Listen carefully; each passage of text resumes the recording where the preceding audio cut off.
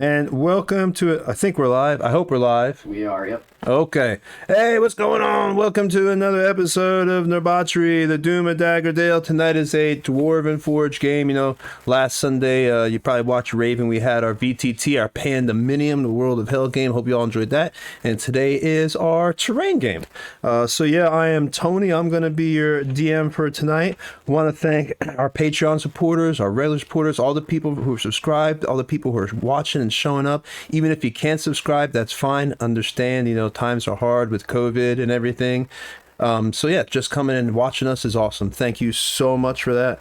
I want to thank NCS Sounds and Music. Obviously, they let you use a lot of their stuff for free. We haven't used them in a while, so. Oh, well, we haven't used them. You've been saying them, but. That was the wizard behind the curtain. He's saying, no, we have not used them in a while, so I don't need to thank him as much. I want to thank Wargaming Recon. He talks about us, promotes us. Plus, he's a cool guy, Jonathan Reinhardt. If you ever check out his site on Facebook, he talks a lot about wargaming and all that good stuff. He's just a good guy. Stat trackers, obviously, I am really big on stat trackers. James Bramblebeard, or James Alistair Bramblebeard, is the owner of that company. And stat trackers is awesome because it's stuff like this. It just enables me to use a resource rather than having to go and always look inside the book or something like that, the monster manual. I have it right there in a little quick sheet so I can just look up all the little things that they can do without having to worry about it. It's just really easy and having to put a bunch of markers in a page. Also, I want to thank Monkey Paw Clothing. Mace is one of the players in our Evil game. She plays Hatchet, and she's actually the owner of that company. They're an RPG clothing company. I actually have a really cool shirt by them. Check them out if you get a chance. And of course, want to thank Dwarven Forge for making all this awesome terrain, this whole map. I don't know if you can see it, but once in a while we do a wide camera shot, but this is all made by Dwarven Forge. It's an entire 6-foot by 4-foot table. And then, of course, this is a tiered build. So there's also terrain underneath this build. So I lift this off as the adventure continues. And the game just keeps going unto the whatever lurks below. Really awesome company. If you're into RPGs and into terrain, it's a no-brainer. Dwarven Forge makes the best stuff out there. You're not going to find anything that's better quality, that's going to last longer than this stuff and looks better. You're just not. The detail is amazing. It's all hand painted. Just really, really gorgeous stuff. Again, this is Nerdbauchery. This is session, I think, 13 with a good team. And of course, they have had some exciting times. They did the warehouse heist a few weeks ago, where they snuck into the warehouse and they made themselves tricked one of the people that were working there. And they were able to do all that. And then, of course, they were able to escape by jumping out the window with one of the people. Faraday had gotten knocked out because he got accidentally poisoned. And, of course, I think he was in the bag of holding that Scraps had, and they just jumped out the window. And we just lost camera for a second, but we're good now. You saw that. That was really awesome. And then, of course, after that, they had to escape the town after talking with Randall Morin because they had stolen the documents that were actually there inside the warehouse, and that was the main reason they went, to get these documents, only to find out that they were in code. And of course, Randall Morin needed some time, so he was able to kind of get them out the city as they escaped on the back of that cart, throwing off all types. Just really awesome adventure. I highly suggest you watch the stuff. Some of the things that both teams do is awesome. So they were able to get out. They went to see Turan because Gunmo, Scraps' friend, had met him, and Gunmo was the one that kind of taught Scraps to tinker and become an adventurer. And now they are off to, they had just climbed up the mountain pretty much, because it was rough terrain, and now they were at the foot of Turan's tower, and he had just came out and he had introduced himself. So we'll be starting there in a second. I'm going to let the players introduce themselves, and we will start with, Mr. Omar. Hi guys, I am playing the gentleman W.N. Faraday, a halfling rogue. All right. Then we got Jay. Howdy, I'm Jay. I play him, the Tiefling Celestial Warlock. All right. Then Colin. Hi, I am Colin. I will be playing Scraps, the Kobold Battlesmith Artificer. And scraps too. one of our players, James Alistair Bramblebeard, couldn't make it tonight, so he is going to be controlled by Alexander Malkavia, and that's actually who we're moving on to next. Alexander, why don't you introduce yourself? Hey, everybody. I am Alexander. I will be playing Malkavia, the rogue wizard, as well as Alistair Bramblebeard, the That's pretty good. Ildor druid. That was pretty good. I have to say that was That was good. a very good impression. Yeah, that was good. Well, we know who you always be playing when you can't make it now. You got a lock. So, and the next is Nat. Curious to play Faraday. Hi, I'm Nat, and I'm playing Razenor, the Dragonborn Paladin of Justice. All right. And let me just go ahead and let everybody know. Next Friday on the 19th at 6 p.m., we will be running the evil team. And then on the 20th, the day right afterwards, we're going to be running the good team again because I'm going to be running virtual games for GaryCon. So I will not be running a game for these two groups that week. So I'm going to run 2 games next week so they both get their game in and none of them feel left out. All right, so I'm going to let them jump back into this. This was originally, real quick, a 2nd edition adventure. We converted over to 5th edition, and I will let them jump right back into where they were at. Originally, there was a tower. I thought we had a picture of the tower. Trying to picture. Yeah, we're going to get a picture, but there was Turan's tower, so we're just going to RP until we get that picture up there of the tower real quick. And what happened was Turan had come out. Hello, I am Toran, my friends. What can I help you with? And as you hear this voice come from the top of the tower at a balcony, a man comes out. He's dressed in like blue and purple flowing robes. He looks to be in his mid-40s. He has a little bit of gray in his long flowing beard. He has dark skin, so you can tell he's probably come from the southern continents. And, you know, his mom had just walked back in the door. You had met her last week, and now he's asking you from the top, what can I do for you? My time is quite precious. We would not have come here if it wasn't something of dire import. And who are you? I'm seeking your aid. I am Razenor, Paladin of Justice. These are my compatriots. We come seeking your aid. The blight that has befallen the town of Daggerdale. I have heard of such a thing. It has been going on long enough that it has traveled far and wide. But I know nothing of such a thing. My skills, I have not been able to determine what is going on with that. Do you have any information that would help me? Maybe give you something to tell you more about it. Well, it appears it's We a do. magical malady that's stricken the townsfolk in the area. And you are a little man. What is your name? I am not little, sir. I am merely shorter in stature than some. And the name is Gentleman W.N. Faraday at your service. You are a feisty one, are you not? I must admit, I like you. Okay, well, this ailment that you say is harming the town. Do you know if it is organic or magical in nature? We believe it to be magical. Is there any other information other than people are befalling a malady and a calamitation? And who are the rest of your friends here that I see before me? One of our party's sister happens to be affected. Malkavia, why don't you actually say something, chap? I mean, if he's not able to help us, then what's the point? But, excuse me, Toran. Forgive him. He's a bit dense today. Perhaps the climb up the mountain has strained him a bit. Anyway, listen. It appears we're looking for information. We were hoping you could perhaps provide something. It would be difficult for me to determine simply from your story alone. There are many maladies and spells and potions. Yes. What can we do then? How can we provide you the information you need to provide us the information we need? At best, I would think perhaps a sample of something. Maybe some physical sample that I could investigate. But simply your words are... What about the blood from that creature that we killed? You know, the night dwarf. The arrows? Yes. The night dwarves seem to have some connection with all this.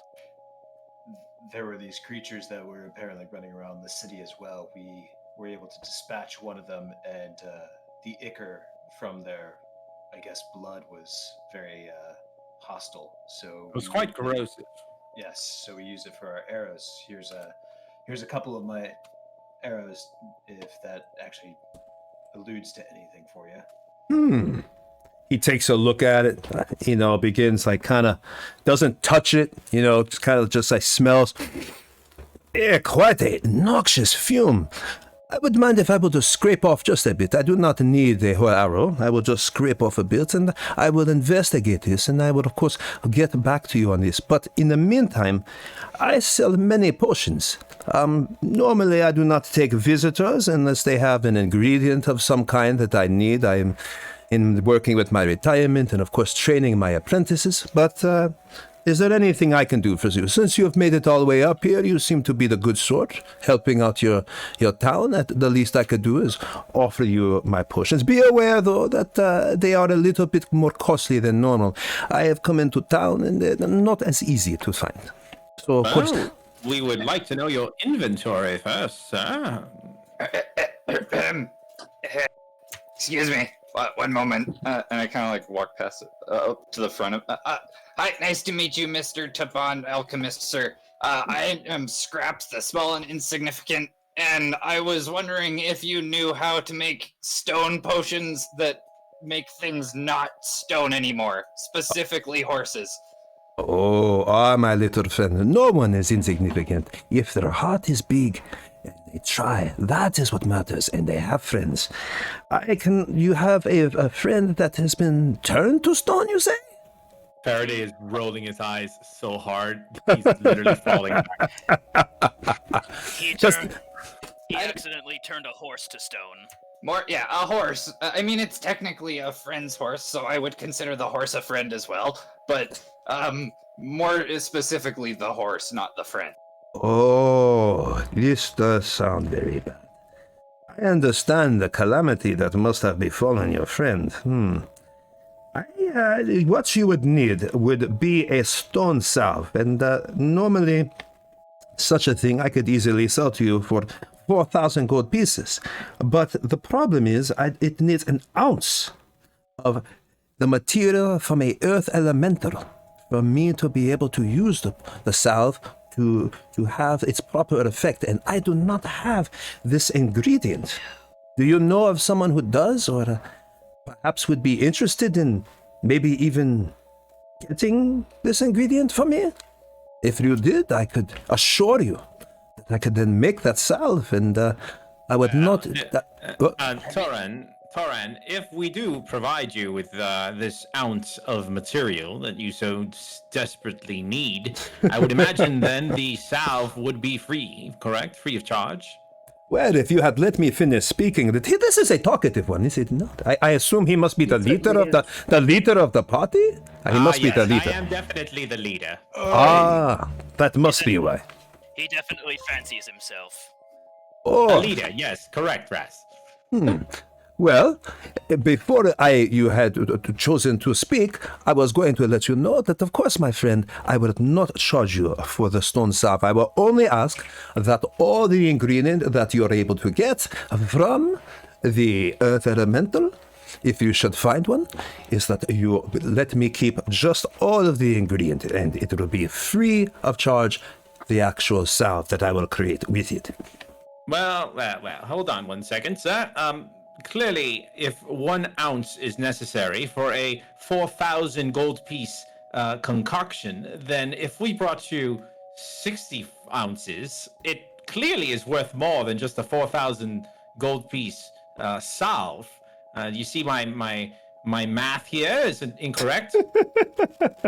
Well, you are assuming I'm that... worried about I think that if we found you enough of this product... Oh, God, my accent's horrible. That's pretty good. It's almost like I want to be like keep Arnold. Arnold. Yeah. If we find you this product, will we just? How much of the product do you need just to be like square? We have no need for the money. What exactly is the part of the elemental that you need? It would be the dust of a crushed earth elemental. So if you should find an earth elemental, after it has been defeated, you must go to the heel of the earth elemental and crush the heel. There would not be too much. You cannot use the whole. Your literal, even though he sounds very intelligent, albeit maybe not as sort of wise, he does not seem to understand that you cannot use all the actual earth elemental. You see, it does not work like that, my friend. You must actually have just the heel of the earth elemental, and then you break the heel, man. Sir, excuse me, I beg to differ, sir. There are two Oh my God! on every elemental, therefore there are twice the amount of necessary items or procurement that you need. Now, here's what we can do, okay?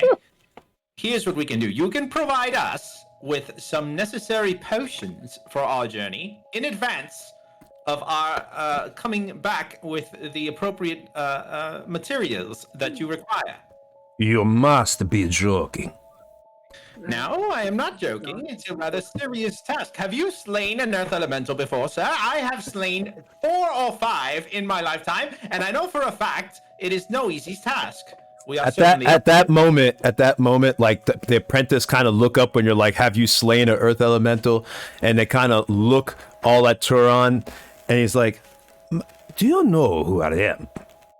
Do you have any idea? Have you never heard of Turan the Great?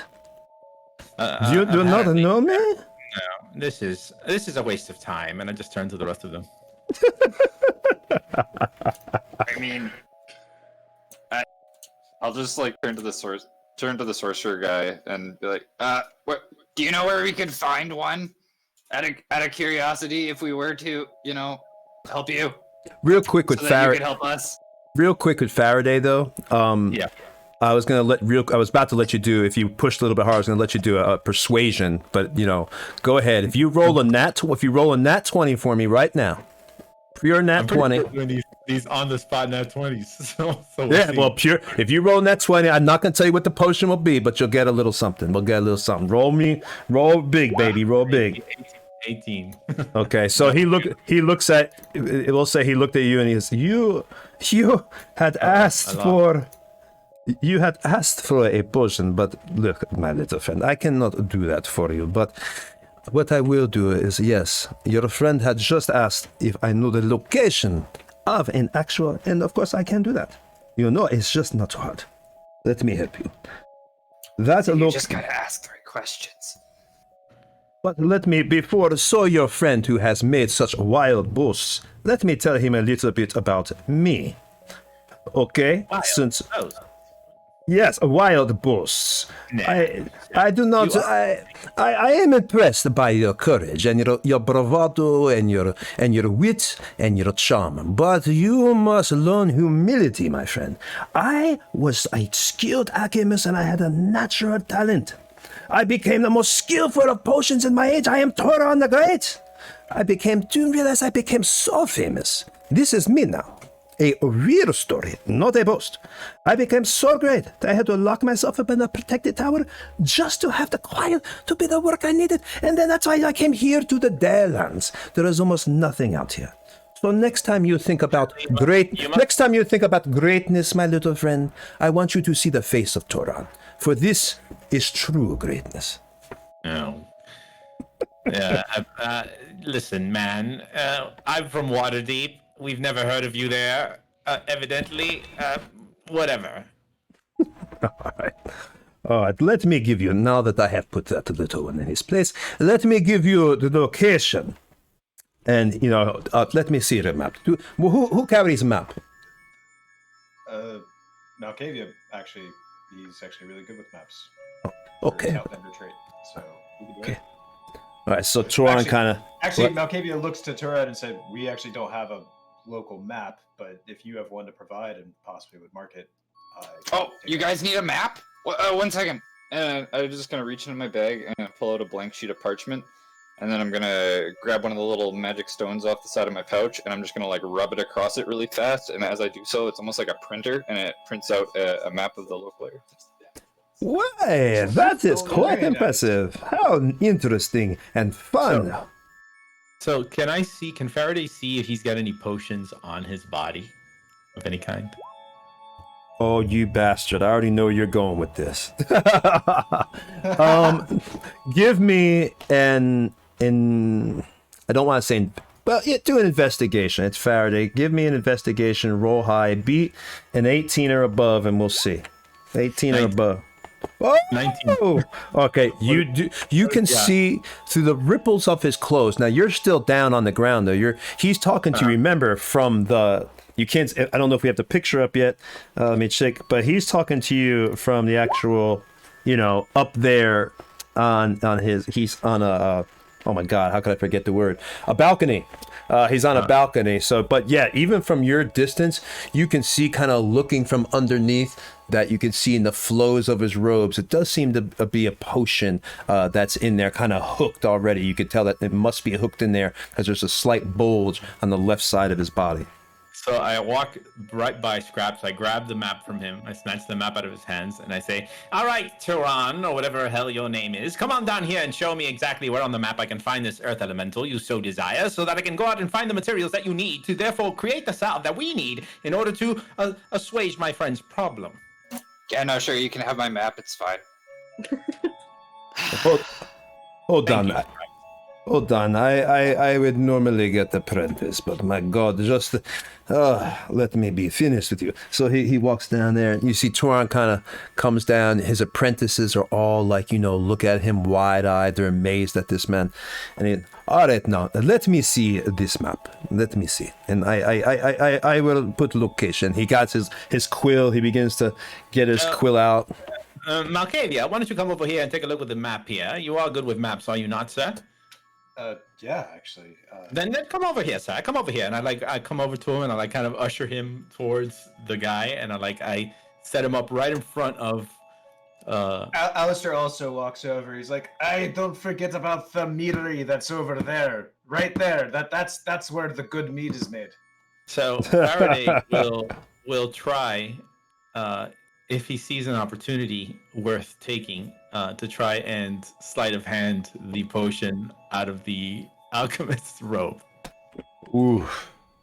I want Alistair to see if he can actually see what's happening. You're gonna try to rob Turan the Great. Well, Alistair will probably want to stop Faraday if he notices what's happening. So Now be aware, Same. it's not just Turan. Also around this location, he has guards, as you see even on the stream picture. Those two guards. So if there's not a good opportunity, then I'm not going to take No. I didn't say that. I didn't say that. If there is a good opportunity, if there's a moment. There's always a moment. There's always a moment. It's just a difficulty. So let's go. If you want to go for it and try to rob Turan. But let's first see if your party members are aware. Someone wanted to see if they could see what you're doing or about to do. Mm-hmm. So let's roll a perception and trying to think how we could. Okay, well there it is, 18 and not 16. All right. So that 18 was from Alistair. The sun is in my eyes. Are you actively trying to? If you're actively trying to hide this from the party, Faraday, then we'll do a stealth roll for you. And if you Okay. All right. Let's see. Are you? Oh my God! Fucker! Y'all are. Whoa, boy! This is gonna get real hot, real quick. Okay. So you have decided to rob him.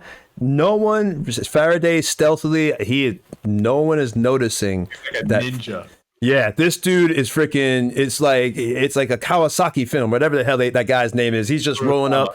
Yeah, whatever the hell that guy's name is. It's He just- bloody Kurosawa.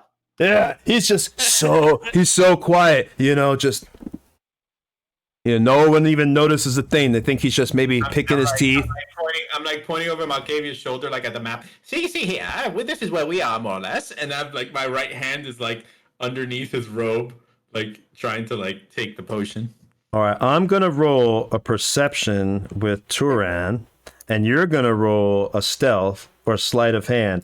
If I notice your sleight of hand, then it's a contested. Then well, all hell's gonna break loose. So let's do this. Luckily, my guy has no bonus on perception, so you might be good to go.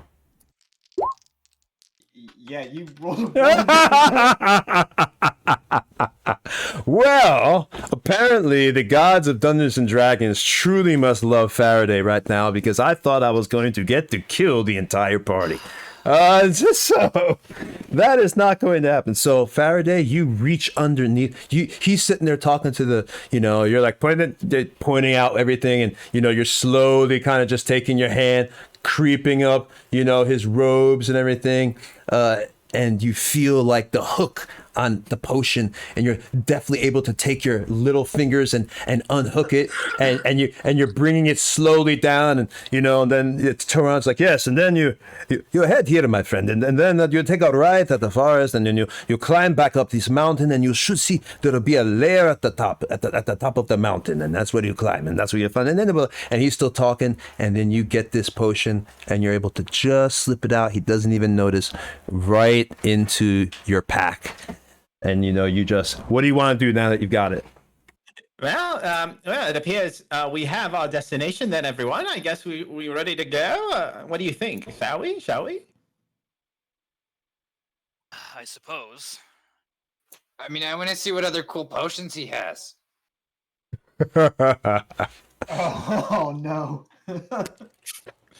Well, yes, actually, you forgot to mention your inventory. What do you have for sale? Well, I have everything available for sale. Like I said, though, now out of character, so I don't have to run through the freaking inventory. Okay, Turan has every single potion you could pretty much ever want, but be aware that he informs you that each one of these potions is, where's that? He has a potion of wish?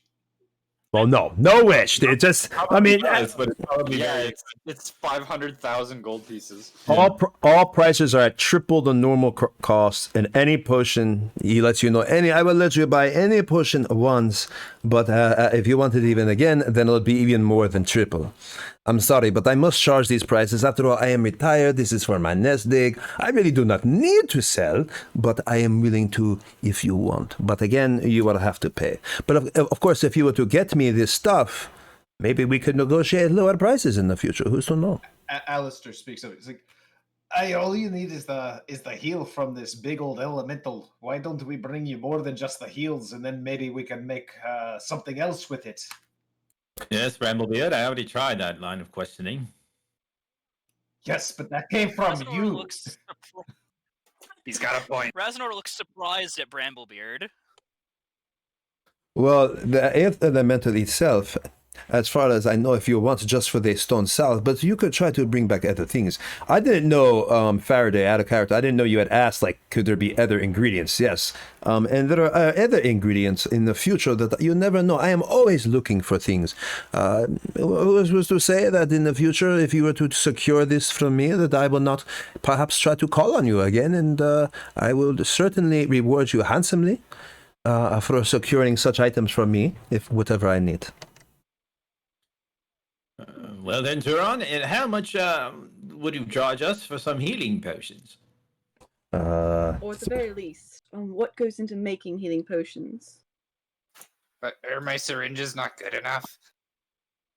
No, Scraps, this is not a referendum on your abilities. It's only merely a how would you say this? A backup plan. I wasn't aware that Scraps had some kind of plan. Oh, Ouch. It would deceive the best of minds, but there is always a little plan rooting away up there somewhere. I only You're like, know yeah. syringes. What? I haven't heard of these. So yeah, he has like he kind of like opens his cloak a little bit, and he has 2 syringes or 2 like bandoliers like hanging around his body. One of them is full of these syringes that have like this like weird like yellowish kind of like liquid in it, and then the other one has just like a bunch of like random tools like screwdrivers and wrenches and like pliers and things like that. Are those for healing? Yeah, it seems to do the trick. Oh, well, that's interesting. I wasn't aware that you had those. I was simply inquiring about healing potions just in case. Actually, Faraday's had lots of experiences with needing these syringes. He's fallen down on the floor many times. Yes. Tyron, ignore these buffoons. How much would you say is a healing potion, sir? For you, like I said, it'll be triple price. And but if you were to stop talking, my friend, then I will of course charge you even less. I will charge you double price, 100 gold pieces for potion of healing. Excuse me. Is that for a greater potion of healing? That's for a regular potion of healing. If you want it, it will be 100 gold pieces. Yes. Master Turon, what goes into a healing potion so that I might be able to bring you ingredients in the future? Ooh, out of character, you broke the DM because I don't know exactly what goes in a healing potion off the top of my head. Oh man, I'm not that good in Dungeons and Dragons to know every alchemy spell. So we'll just say he gives you a list of. I will give you a list of ingredients, and he gives you like a small list. And what we'll do is I will get that back to you, and we'll do it where you can go as you're going through the game. Okay, so here, let me give you a list. So are you an alchemist? What is your name? I'm Hayhim Briley. I'm not an alchemist, but I am a healer of sorts. Okay, I understand. You know, my friend, many times I've seen such things. So let me give you a list of things. Usually I would not depart this knowledge unless someone was an apprentice of some kind, but this is the only one. Do not ask me for such information again unless you are going to pay. He begins. I wouldn't assume as much. Yes, the I'm sorry, go ahead. Toran the Great does not usually give things away for free, but since you are going to retrieve items from me, I can do this. And he hands, you just scribbles it down with his quill. Some of the apprentices, you kind of hear them grumbling in the background, like, who is this him person? I mean, to get free, blah, blah, blah, blah. That's not fair. I've been here for 6 months and I don't know that. Yes. Faraday will start loudly counting his gold coins. Okay. Okay. So I see once again your leader. Yeah. Your leader wants my attention. Yes. Sir, would you by any chance have a potion of haste? A potion of haste? Of course I have potion of haste. How much for that, sir?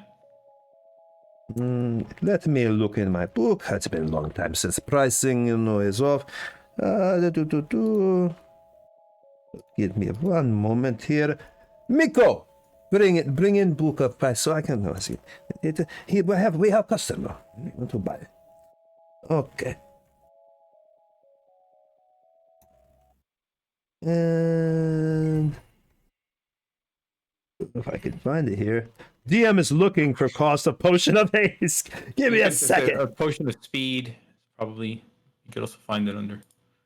Look, okay. All right. I can go ahead and give it to you. Normally, normal prices, of course, would be $300, 300 gold pieces. But in this case, my friend, it will be, since I said double, if you would just not talk as much, 600 for you. You are insufferable.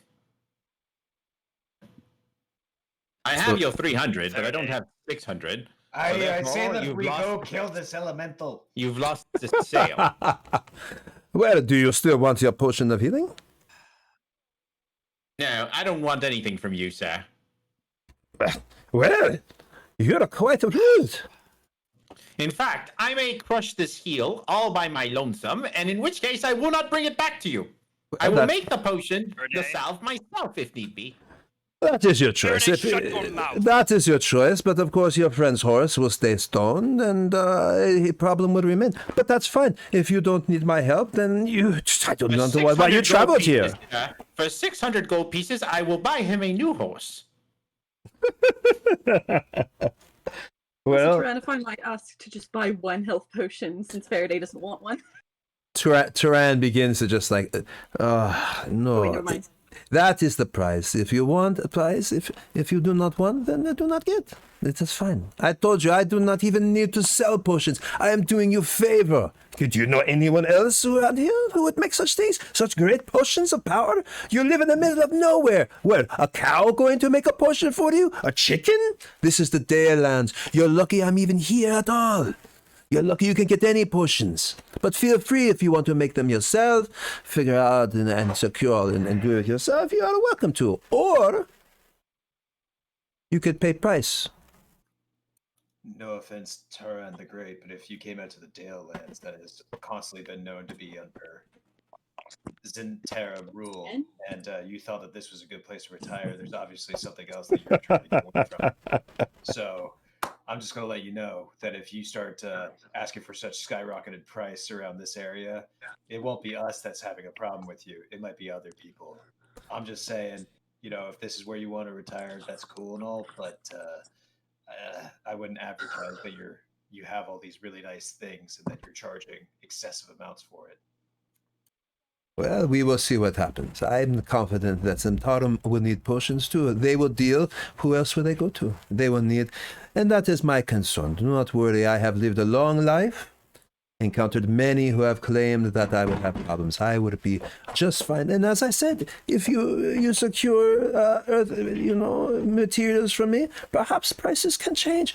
Not everything is fluid. Nothing is written in stone. But we must have a relationship first.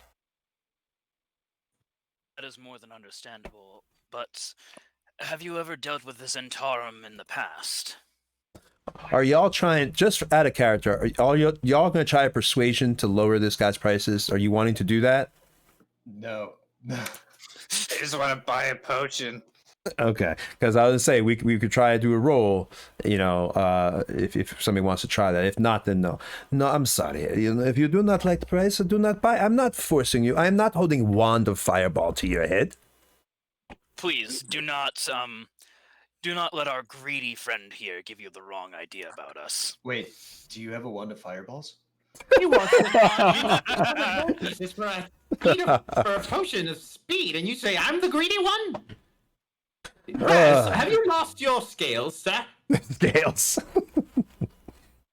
Faraday, you have bent the arm of everyone we have worked with just to scrape a little bit extra out of every single job we've done. And I'll have you know, it's worked out quite fine for me. And I pull out the coronator and the subjugator. Don't you think you have enough at this point? Sir Bramblebeard, have you ever had enough to eat? I mean, and he pats his belly and he just Exactly. And I just walk away. I didn't say yes. So I want to turn to Bon. Sorry, I can't forget. Turon.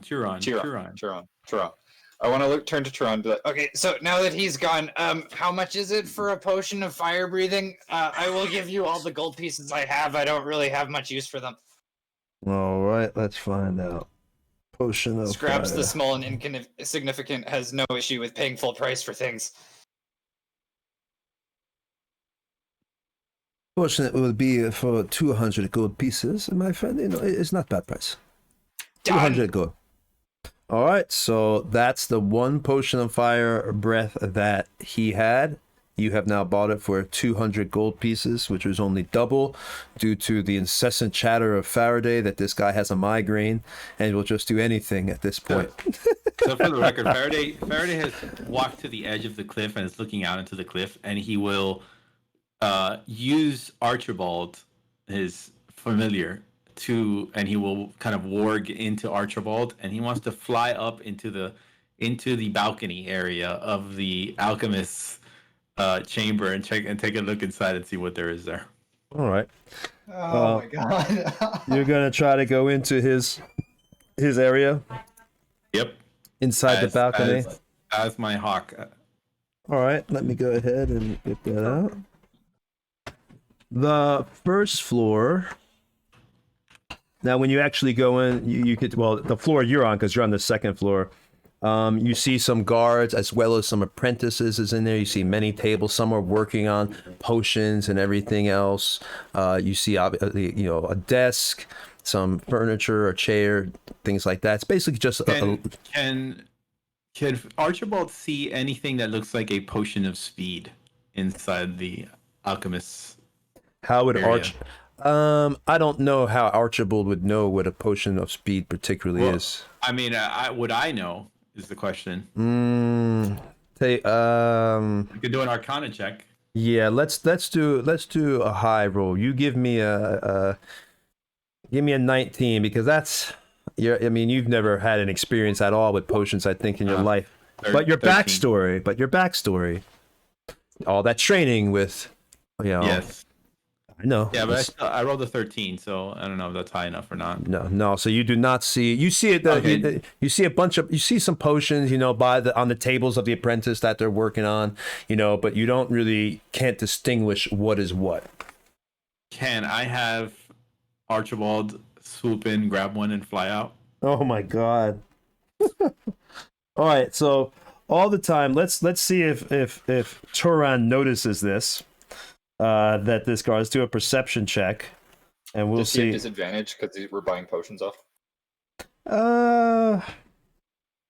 Give me. I'll tell you what. If someone does a proper performance check, give me a performance. Another roll to because this is home turf. Performance 16 or better. Whoever wants to do it. If you succeed, give me a little good story of how you're distracting him, and that will give him a disadvantage on his perception to notice, Archibald. Scraps is very charismatic if anyone else feels like giving it a shot. Go for it. Tim's not going to enable this behavior. Yeah, you guys don't even know impressive that you're metagaming. Yeah, we're all metagaming that's right now. the thing. Like Malkavian wouldn't know, and Nobody would Gravamir know. Wouldn't know. So You wouldn't know to Yeah, we're not enable the purposely trying behavior to in the distract. first place. All right, so I'm gonna roll with Turan, and he's gonna have. Let's do. How could I do this to see if he notices that hawk, or not hawk? I'm sorry. He'd have to be looking up and behind him to see the hawk go into the balcony. So at least disadvantage. Yeah, I'll tell you what. I'll give disadvantage on that, and let's say, give me a roll for Archibald. I'm trying to think what we could roll for. What? Imagine like stealth, right? Probably Yeah. stealth. Give me It's a +0, so it's like a straight dex. Yeah, give me that, Yeah. and I'll do a perception at disadvantage. I rolled a 15, and his dex is +3, so 18. Pretty sure I ain't gonna beat that.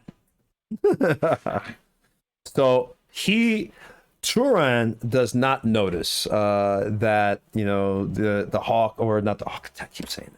That Archibald is flying in. Yeah. Peregrine Falcon is Yes. flying into the window. But of course, he doesn't notice it go up. At least you haven't actually gone into the window because there's lots of apprentices and everything in there, as well as the guards. So at this point, you've gotten Archibald up. He's sitting on the balcony. Turan is talking to your friends down there, the party a little bit. They're chatting it up. He's telling about the history of some of the things that he's done and in the realms. He likes to talk about himself. What do you want to do at this point? From the perspective of Archibald, can I see a potion that is near the window? I'd say there's probably one to your left, about 10 feet away from where you're at. Okay, so I would like Archibald to hop, kind of like jump into the balcony and kind of hop on the floor over to where it is, and jump up, grab it, and fly out. All right, let's see if they notice your guy here, Turan's apprentice. Now they're going. Now all these people. Now not all of them. I'd say at least 2 of them are going to see him hopping in, or might see. So let's see what they roll. We'll just use your stealth from before if you want, or actually we'll roll another stealth because he's trying to get in. Roll a stealth for me with your guy. And perception with Turan's apprentices. I'll roll 2.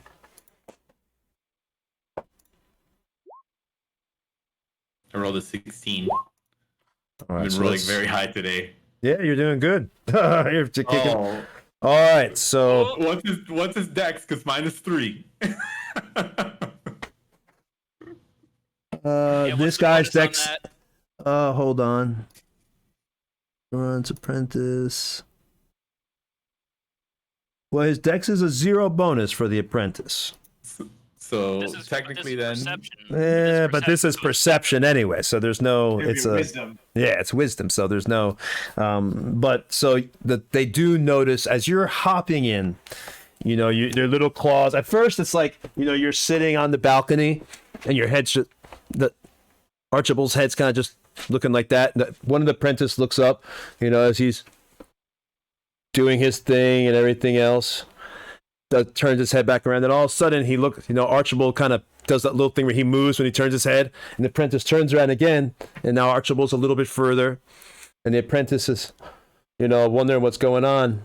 But just like, okay, well, maybe he's about to fly out. But then he turns his head, Archibald tries again. But when you go to grab the potion, it knocks over. And there's a loud crash. And one of the apprentices look up, and all of a sudden, Archibald's right there. What do you want to tell Archibald to do? The apprentices are looking up. What the hell? There's a falcon in here. What's this? What's this? They're all yelling. If there's a chance for me to grab a potion, I will grab one. If not, I will fly out without one. But I just want to know. You roll me a nat 20, sleight of hand with your falcon. I'll let you grab something quick off the bat, like fly, grab it real quick. Nat 20. No, so 16. No. I thought you might roll because you've been doing so high anyway. I know. But no, you do not. You get a potion. You're just flapping around the room. They start throwing things at you, trying to hit you out. One grabs a broom.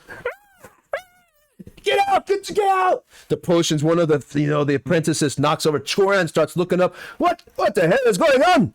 I must leave. I must depart. Please excuse. And he runs back in. You can hear all the way going up the stairs. What the hell?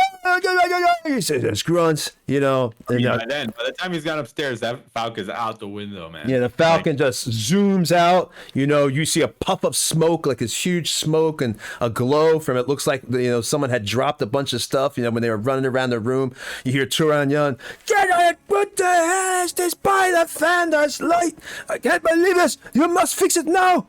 He's just going off, losing his mind. What do y'all want to do? He's just screaming, "Wait!" And all of a sudden he looks in his jacket. I had the problems. What's going on here? So what do you want to do? Ada gets on his horse, and Bramblebeard gets on his horse. Yeah, I just turn to the party. I'm like, he seems busy with other stuff. We should probably go. Yeah. So as the falcon is flying out, Later. I will work back into myself and just be like, "Yeah, what's that commotion about?" All right. It is quite a beautiful view up there, I must say. And as we ride off, I just do a little wave, be like, "Welcome to the Dale Lands." You see, like you hear another crack. You hear another crash of glass. By dear, like so, damn it! Just like it's just mumbled yells and grunts, and you could smell like the burnt. It's terrible. Bad scene has now happened. That falcon just tore up everything in there as it was flying around trying to get out, and they were chasing around with brooms. Saturday, take a look at what just happened there. I had nothing to do with it, sir. No, hey. Look, that man was a very boastful person. So, keep in mind what happens to those that boast too much. Exactly. What an asshole.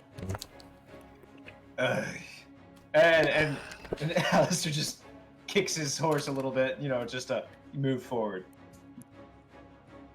All right. So, what are we doing, guys? Going on Out of character for a second, does anybody in the party have Identify as a spell? I do. I certainly do. Okay. Okay. Scraps, chap. I've been carrying around this potion for a while, and I was just curious. Could you identify this for me? I've been meaning to ask you. I've just been so busy, of course, with everything that's been going on that I haven't really had the opportunity. But now that we're on the way to find this earth elemental, and it seems like you might have a few minutes, if you don't mind, perhaps while you're riding in the back of the cart. Yeah, sure, of course. Anything for you, Faraday. Where did you get it? I got it. I've had this for a while before we met. Really, just been kind of carrying it in my pack, and it just so happens that I was reminded with all this discussion about potions, and it just came back into my forethought, and I just decided to ask you. Well, you've had it this whole time. That's certainly convenient. All right, yeah, sure. No, I'll go and see what it is. Please tell me that like Faraday's rubbing off like the Turan the Great's specialty like off the label, you know. All right, so you're Yeah, I'll climb into the back of the cart and like push some of the crates off to the side to clear out a little space, sit cross-legged, and kind of make a little ritual and ritual cast identify. And it takes 10 minutes to do. So I'm assuming while we're going to the elemental location. all right. So y'all have made it. You're not to the actual foothills yet. You're back down. You know, you've traveled down. You got Turan. You see the little mountainy area in the distance that Turan has mentioned. So as you're heading there and you're doing your ritual, you're able to determine that what you have found, what Faraday was able to lift and borrow off Turan the Great, was a elixir of health.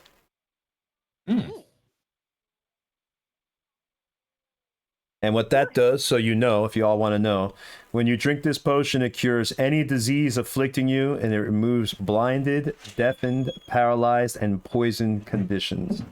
It's a clear red liquid. Damn. It's a clear red liquid and has tiny bubbles of light just bouncing around in it. Looked like really, really good soda, like the real sugar. So yeah, so I'll kind of screw up to Faraday as we're walking and be like, "Hey, so I checked out that potion. You know how like you have healing potions and they like bring you back from life and stuff like that. This is not that, but it's still like a healing potion. So it will heal pretty much everything except you. Does that make sense?" Somewhat. Okay, very well then, and I'll just take the potion back. If you're hurting by anything that isn't just loss of blood, you should probably drink this. I see.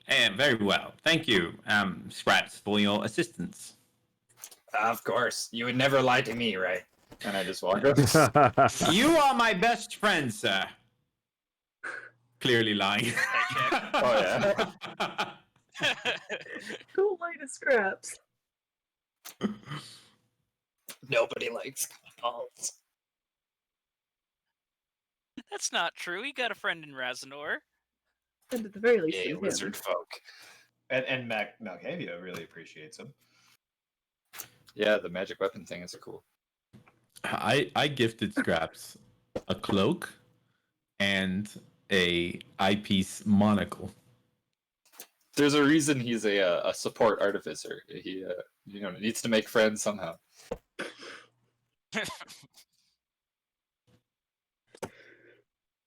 So, shall we go find this earth elemental? I Suppose. I'm not sure how I feel about ending the life of something like that. Just for favor to a friend. Who knows? Maybe we could ask it for its heals. I mean, it's just a bunch of rocks, right? Maybe. Perishable rock. Can rock I thought ever really earth perish? elementals- Well, as far as I was aware, earth elementals were alive in and of themselves, just like you or I. To kill one seems wrong. Can any of you guys talk to them? I know a bunch of you can talk to bears and stuff. I don't believe I can. Unless somehow they speak Sylvan. You, Brownbeard? Actually, Malkavia speaks primordial. So, Ah! that sounds like what we need. So, What as a part of random Primordial, choice do you speak like Terran and Ogwin and Ingwin and stuff? 5e doesn't differentiate. They're just dialects, not actually different Well, languages. actually, no. It does speak Earth Elemental is Terran. Right, Actually- so it's still primordial though. That's the thing. Right. But 5e recognizes it as basically a dialect, but they would understand general primordial. All right, so It's like the different elements have the difference between them of like British English to American English. okay, so you're gonna. Well, all right. Remember, well, they're not that bright. So just remember that. Go ahead. I mean, there's a bunch of rocks. Yeah, dumb, literally dumb as rocks, literally. So what? Wait, let's. before we go in, what would Earth Elementals like? We have to have something to give them in exchange for their heals, right? Well, that would probably be a good idea. Do you have Chop. any dance Can Alistair do some sort of druidic knowledge check to see if maybe he could be familiar with something? Trying to think, because it is natural. So yeah. Like, what do you mean? Like, how you could get the necessary ingredient off without hurting it? I think we were talking about exchanges. It'd be like, yo, how about Doing like a trade with the elemental. Yeah, what would we need as a bartering chip to try and get elemental heal off of it without having to fight it? Oh yeah, like its feet. Okay. Malkavian looks They just to, pop off, right? They're just separate rocks, right? Go ahead and roll me a I like that rule you came up with. Roll me the nature or the druidic, to check. Do that. Go ahead and roll that. all right, I guess that would be nature. Yeah, nature check. That's what I was trying to say. Nature. Is it at advantage since he's druid? No advantage. Just normal. Just if it's passing knowledge, just do normal. 12. You can't really, after thinking about, you see Bramblebeard, begins trying to remember, and he can't really recall any way to what an earth elemental would want. They come from the plane of, another plane and pretty much of existence almost. So their wants and desires are pretty much a little bit different than what he could pretty much deduce. So he pretty much has no idea. Maybe we can just show it a couple of shiny rocks and be like, here, take this, you take your heal. Give him Essentially some what I gold was thinking, Nikes. so- Well, so Malkavia looks to Scratch and be like, could we make him like iron shoes?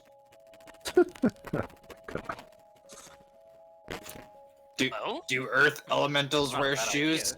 I don't think that they wear shoes. I'm just saying we could possibly like, you trade out rock, now you have metal. So I can make like masonry stuff, and maybe we could like give it a makeover.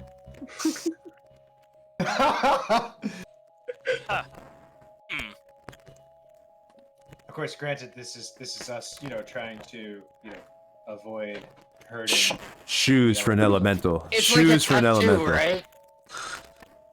Carve some cool runes into its like skin and stuff. I'm sure it would like that. Oh my god. If it has some kind of benefit, it might like it. You never know. Why don't we find out what happens when we actually get to the elemental? See if it's in a chatty mood and willing to barter and trade. That's Maybe, fair. maybe, Yeah, I'm really optimistic.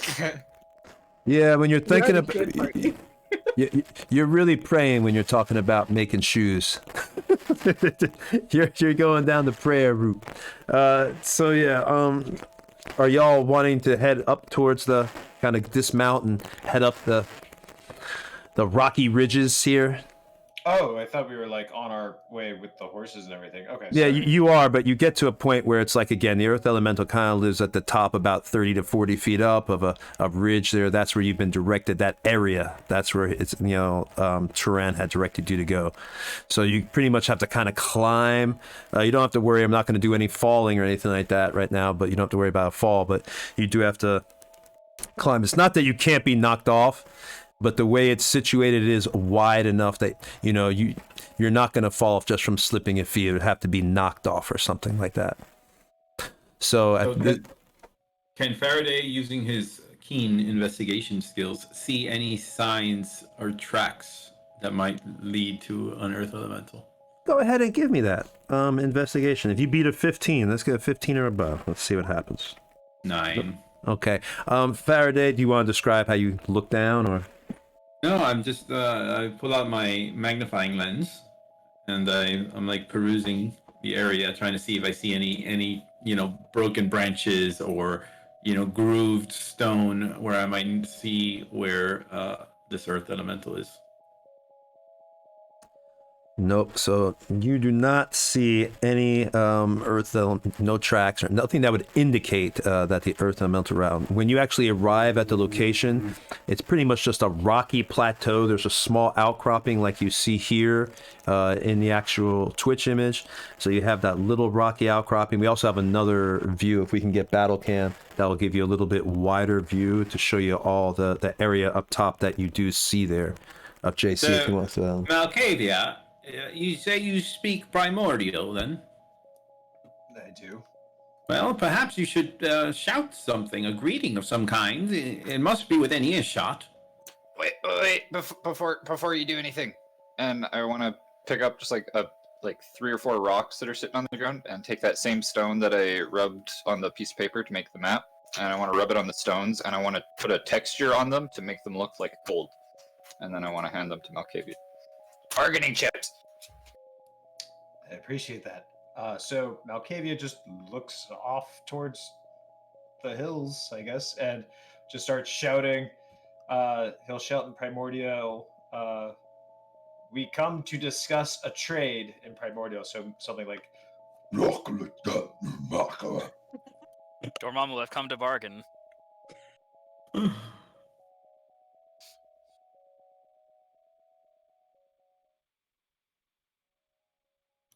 Sorry, I was muted. No. You've gone about 40 feet up, Alexander, Malkavia. So just so you know what you see, because you said you just were looking at the hills. You're not actually, you're on this plateau as you see before you. There's like a small rocky outcropping coming up. So you're up kind of high right now. And when we get with the other camera, you'll be able to see that in just a moment.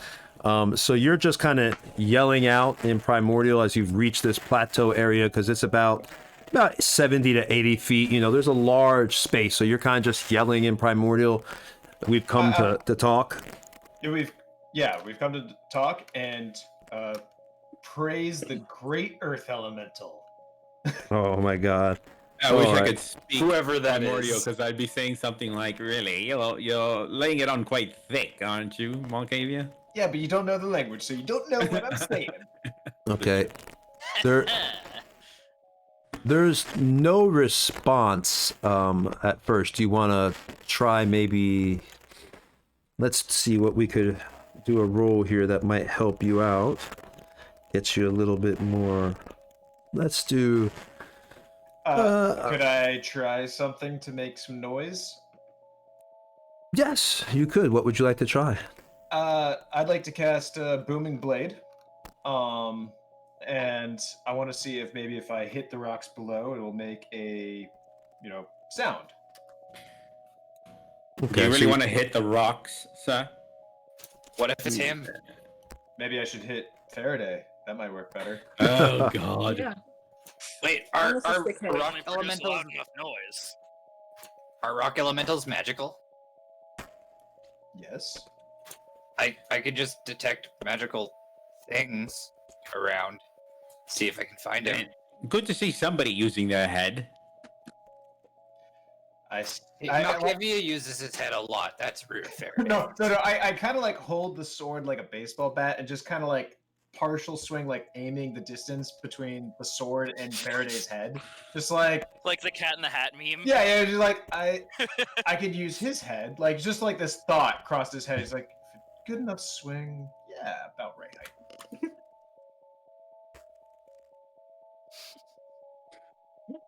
Are you muted again, Tony? No, I'm just waiting. I figured Oh. y'all were still talking. So are you ready? You want to do your detect magic? Is that what you want to do right now? Yeah. Yeah, sure. We'll give it a shot. See yeah, if you.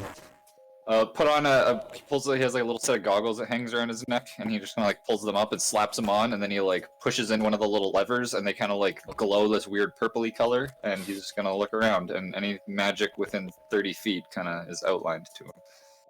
5, 10, 15, 20, 25. He's just gonna kind of wander around the plateau, I guess, and see if he sees anything. Okay, so you're just gonna start walking around. Where are you gonna go, Scraps? So I know. Let's get a camera view here. I'll walk towards like the center first because that'll give me the biggest kind of radius, and then I'll just do like a big 360 looking around the area. Okay, so you're walking towards 5, 10, 15, 20, 25. So we'll get you kind What's the of worst that could happen? get you heading towards the ramp. All right, for your first few steps, you're just heading towards there. When you get up the ramp, you do, right as you get up the ramp, you can detect in the area, you detect that there is something. But at that moment, right as you're able to detect, now here's the thing, when you get that radius of detect, let me reach for Scraps here, but actually reach him. When you do that detect magic, does it tell you exactly how close something is, or just that something's in the area? I will. If it's within 30 feet, he can actually see it. If you sense magic in this way, you can use your action to see a faint aura around any visible creature or object in the area that bears magic, and you learn its school of magic, if any. Okay. Well, the earth, what you see, it's kind of really boggles your mind. At first, you're kind of confused because you're seeing, you're looking all around and you know that there's something, but you don't see it in front of you. And then at the last moment, you look down, and that's when you see something is heading straight up from underneath you. Earth elementals, of course, can move through rock. So, Scraps, we're going to need you to see if you can get out of the way, or see if there's this attack, because it's coming right from below you, charging you from below. And anybody want to do anything? Do you want to say anything, Scraps, as you see this? Because Malkavian could maybe try to speak. He got his speech primordial. Does anybody? I just yelled like, "We just want to talk." Wait, what did you say? Sorry, your mic was like. Oh, sorry. Like- I would just scream and be like, "We just want to talk," and like try and like move out of the way. Okay. Could we hear it coming from beneath? I don't think you'd be able to hear it because they have Earth Glide. While doing so, the Earth Elemental doesn't disturb the material it moves through, so you wouldn't even hear it. All Scrap sees is this God. coming straight at him, and he only has like a few seconds here. So what we're gonna do is, Scraps, and is anybody gonna try anything? With me, by the way. Does anybody want to try anything real quick in this 3 seconds? Yeah, Malkavian would be like, "We've come to talk." Okay. Give me a persuasion roll, Malkavia. Beat 16 or above, and you're gonna be a lucky camper. Also, Tony Scraps 2 would be beside me. He'd be walking around with me the whole time. Oh, I'll go grab him for you. Just give me a second to see this roll that Malkavia does.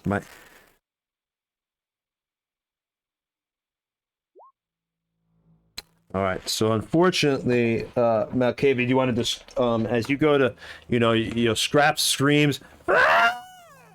and you quickly try to look. We're just here. We're here in peace. We're here in peace. But unfortunately, no response comes. And at that moment, coming from beneath, Scraps, we're going to need you to do a check. And then this comes up right from below. It is right on Scraps. Coming up from beneath them. Can I try to dive? Can I That's what we're gonna get down, Mr. President, to Scraps? Get down what? Get down, Mr. President, to Scraps. Mr. President? Tackle him out of the way. Like, do the tackle someone Like out of the way. like a Secret Service agent, Let's see how many spots you got, because you have to get up that ramp, or if you choose to climb up the rock, it takes half your movement. Also, So- is it making an attack on me, or am I making a saving throw? We're about to see if you get out of the way, because if you don't get out of the way, bad times. Y'all wanted more challenge. Here you go. So it's a saving throw I'm making right now. You will in a second. You could get. How many you could squares get- is it? How many squares is it directly there? Right there would be 6 squares, because I don't count this little lip right here. So it's 1, 2, 3, 4, 5. Right in here right about here, or right about the bottom of the ramp is where you'd end up. If you go over here this way, 1, 2, then you could get up and you'd be right near Scraps 2, right next to him. Okay. So I could get right up there with half my movement. No, it would take full movement to get up here because you're going up a level. You're climbing, so you would be right next to Scraps 2 with your full movement. I would be in range to potentially tackle Scraps to safety. Well, Scraps 2 is in front of you, but he's a small creature, so I believe you can move through his tiny. area. Yep. He's also disposable. You would be in position, but you wouldn't be able to do it this round. But you would be in position. You'd have to hope for the best that Scraps is able to dodge this. So, All right, sure. you want to do that? You want to move there? I'll do that if for no other reason than to be able to interpose myself between this thing and Scraps. I guess next round. Oh, what a hero! What a good guy you are, man. I'll tell you. All right. So for Scraps, roll me a Dex save, or excuse me, Dex, basically a dexterity save, which would be in here, acrobatics. So go ahead and roll me an acrobatics for 14 or above, Scraps. So Scraps is able to get out the way. Nice. As the Earth Elemental comes up. Now you don't get far, you just jump out of the way. So this Earth Elemental comes up from below, bursting through the rock. At that moment, then the whole party hears everything, because now the rocks are on the surface. And Scraps is able to just jump out of the way, and you're prone right here at the top of the top of the ramp, or rocks that head up there to the Earth Elemental. So now the Earth Elemental has come out. Scraps was lucky enough to just get out of the way of that and not get totally wasted. So did you roll for Scraps 2 also? I guess I could be that much of a dick, if you want me to. Sure, let's do Scraps 2. Right now, Colin's like 12. Unfortunately, Scraps 2 does not make it out the way. So as the Earth Elemental comes up, Scraps 2 is launched into the air, and he goes flying down, and the Earth Elemental hits him with the fist, but we're going to say it's only a small amount of damage, or not as big, because it wasn't a traditional attack, it was more a knockdown thing. So you take 1d10 damage from getting. Scraps 2 takes 1d10 damage, and he is now knocked prone down there on that second level. He fell down, all the way knocked down from the level. Oh, let me move Raz up there, because now Raz is right there hanging out with them. Guys, I found the elemental. He seems upset that we're here. Made that quick run, but all right. So now it is battle time, and we're gonna roll some. Whoever wants to fight, we're gonna roll some initiatives. Are you gonna roll damage for that 1d10 for Scraps 2, or? I'll let Scrap. You can do it. You can roll your own 1d10. You're gonna make me hurt my own Scraps 2? Dude, I know that's harsh, right? 8. Damn, that's harsh. That 5 is Alistair's. All right. So Alistair Bramblebeard is 5. 17. Did you That's see a him slow 14? element. Oh, I rolled it twice. Faraday is a 19. Yep. Who's that up there? Scraps is a 9.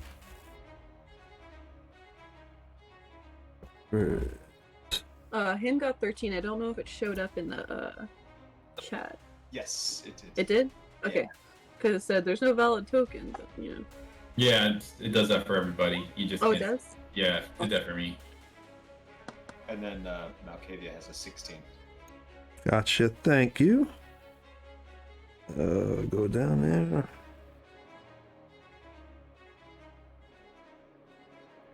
And that with an 18. Hell yeah.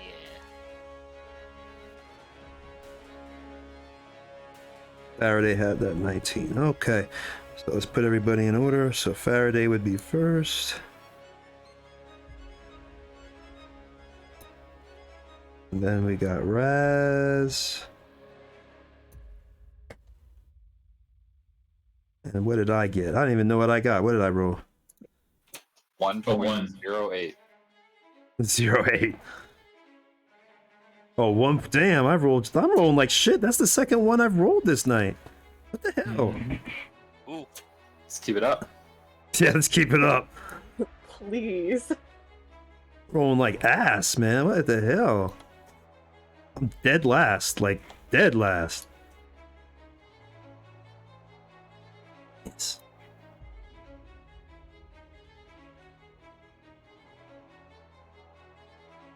Right, just moving everybody in here. Position stream. And everybody ready. I already know how this is going to go since I'm going dead last. They might have this guy destroyed before I can even get an attack off. I'm trying to give them challenge. You just start getting the heals. My rolls are ruining it. All right, so it is. The order is Faraday, Raz, Malkavia, him, Scraps, Bramblebeard, and then Earthy, the Earth Elemental. So it is now Faraday's turn. What do you want to do, Mr. Faraday, sir? Okay, so is Nat within 5 feet of it?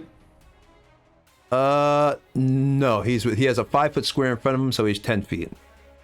Okay, so okay, Faraday will do two things. First thing he will say to Malkavia, "You made him angry, chap." And the second thing I will do is hold a shot with the subjugator until somebody is within 5 feet of the Earth Elemental. All right, get your sneak attack damage. I got you. Yep. Okay. Yep, I'm All holding right. a shot. All right, so And in the meantime, I'm just kind of chilling, hiding, kind of on the edge of the Alright. rocks there. please remind me, so this way you know if because I'm going past your turn now. So when it happens, just be like, hey, Tone. All right. Yep. So now it's Raz's turn. What do you want to do? Rawr, Razanor. Okay. So Razanor is gonna put himself between Scraps and this Earth Elemental. All right. And how do I want to do this? I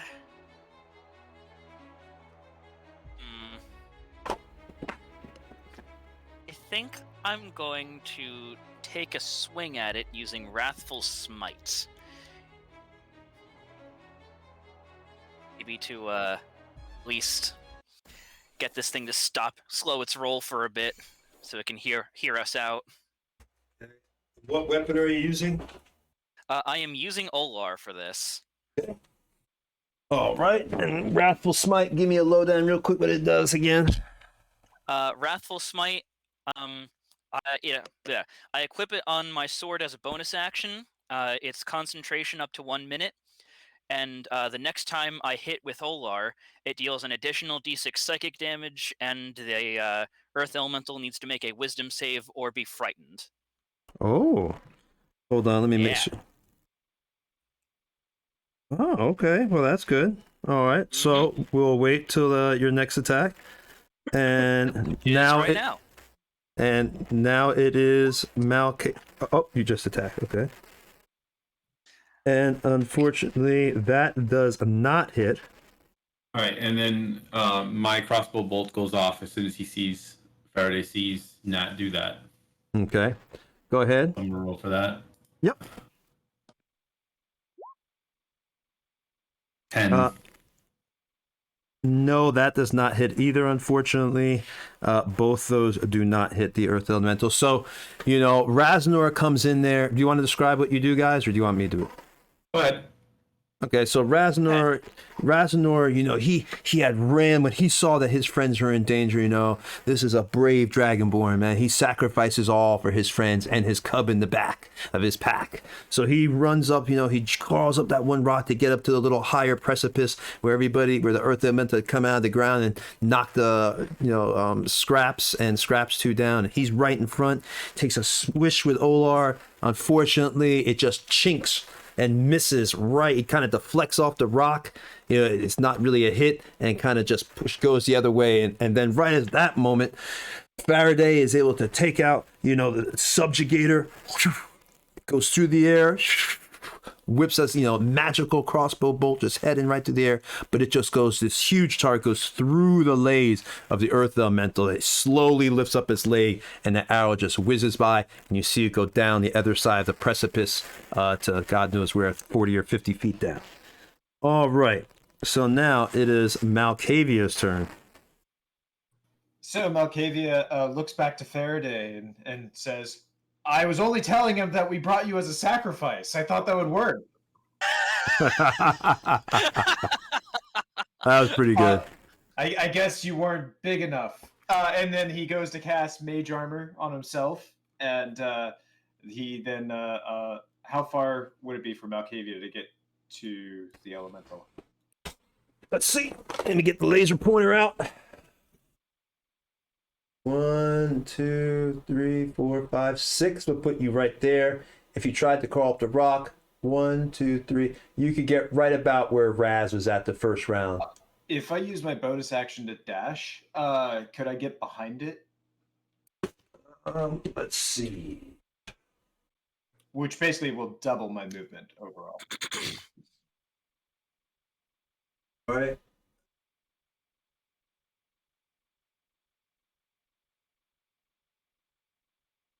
Yeah, I'd say you could get behind them. All right, and that's what I want to do, and that'll be my turn. That's your complete turn right there. Now you're behind the earth elemental. You run up there. You crawled up the rock, and you're right behind him or her. I don't know if earth elementals have a sex to that or a gender. What's a female? They can have multiple. Like they can be like male, female, and like 16 other variations. It's all fluid. It's all fluid, baby. So all right. Now we got him is up. Okay. Sick. Finally. I'm gonna start by, let's see, can I hex on a bonus action? I can. So I'm gonna hex the earth elemental. Ooh. I'm gonna give it disadvantage on strength checks. And then for my actual action, I'm going to Eldritch Blast it. Okay. Eat him. Yep. Really? All right. Really? Yeah, I don't think that Eldritch Blast hits. Y'all need y'all need some Faraday rolls. I know, right? Something's high. Damn it, Faraday! It does. You're taking all of our luck. He sucked up all the good rolls. He sucked them all. It still takes a necrotic from Hex. Let me see. There's no save against that. There's no save against that hex. It's X only gives damage if you hit him. Yeah, I was just looking at that. I haven't done this before. All right, so no damage was done to the earth elemental. Yeah. But the hex is on it. Yes, and it's when I damage it. All right, so it has on strength saves and or strength checks when you damage or anything you do to strength checks on you, or is that for the whole party? Strength checks is universal, but it takes okay extra for whole necrotic party damage when I attack it. All right, so you debuffed it. Gotcha. Okay, you Yeah. debuffed it a little. All right, so you at what you do. Do you want to describe it? Or you want me to describe it? Go for it. All right, you see him puts his hands together like this and begins swirling and making these motions with his hands, and just all of a sudden this red circle comes up and him begins to draw these symbols like fire coming out of the back of his fingers and drawing the symbols within the circle, and then pushes the circle towards the earth elemental. And as it hits the earth elemental, it kind of, you see it like blazing on its chest and then sink into the chest, and you know the hex has taken effect. Go, Wanda. Even though I know him's a boy. Even though I know him's a boy. WandaVision, man. WandaVision. All right. So, yes, it is. All right, it's now Scrap's turn. Scraps, you are prone. So I think you're going to take that round to get up, probably, or you're... Is it the round to pick up or just half movement? Yeah, half. Well, you know, get up. You're going to have to get up. So I'm going to get up with half my movement, and then do I have enough movement to, like, beeline it and jump off the thing and get to where Scraps 2 is? You would not be able to get to where Scraps 2 is because you'd have to move one square over. And you only have, I think, 25 is your movement, maybe 30 or so. But you would be able to jump down to the... Let me put the laser pointer there. You could jump down right there. So you'd be on the other side of the ramp that's leading up to the Earth Elemental. You could use all your movement. You could dash, and then you'd make it over there. But that would use up all your movement. And you'd still have a few little ones left. You could probably get to about there if you dashed. So 15 feet won't get me 5 feet over and then jump off the edge to where Scraps 2 is? It takes half your movement to get down one of these things. So if you're climbing down, you have to climb. So it takes that just to get down there. So that would be half right there. And then one there, half there. So that's basically almost a turn right there. And then moving a little bit, you'd have a little bit more movement past Scraps 2 over here. Okay, I can't jump as a free thing. I have to climb it down. Gotcha. You can, but then we're gonna have to roll for, it's over 10 feet. It's about, it's a little bit. So oh, absolutely. I just want to get the heck away from that and get to Scraps 2. I don't care if I take damage in the process. Okay, well, if that's the case, if you're not climbing, then yeah, you're gonna take. I think fall damage is what is it in here? I can even not get up, and I'll just prone crawl and then just drop off the edge so that I can get right beside Scraps 2. You're gonna. All right. Just drag myself 5 feet over and then just pull myself off the edge and collapse down to beside Scraps. What is fall damage in here again? What is it? 1d6 for every 10 feet? 1d6 for 10. Yes. 2d6 for every 10 feet. 2d6 for 10. 2d6. Oh, I thought it was 1d6. Yeah, I thought it was 1d6 for every 5 feet is the idea. Oh my. All right, well, 2d6 it is then. So Scraps is rolling. He's crawling.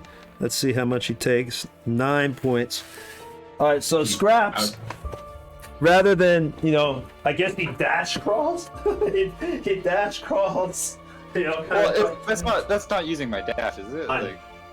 You're just falling. So you're just falling, and you get down here, you crawl, and you're able to crawl and make it down there to and fall, and you take 9 points of damage in the process. You're still prone though, because you just crawled and then smacked down on the ground below.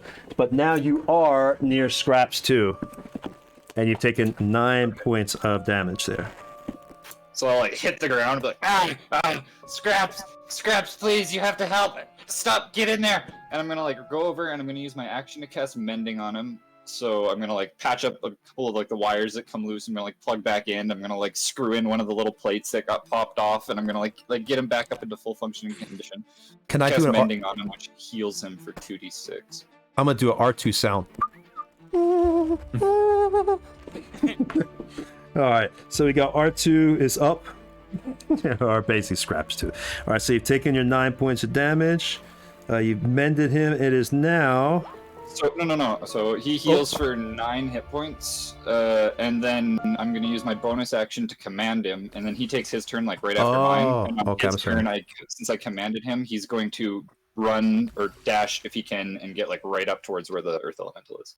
You got it. He can dash up there. I'm sorry. I thought your turn was over. I'm sorry. I didn't know you were going to do something. All good. It's new, right? So yeah, I can use my bonus action to command him, and then he can do other stuff. If I don't command him, he just dodges. So I've never played a game of D&D where somebody had a pet like this. It's the first time, so it's pretty cool.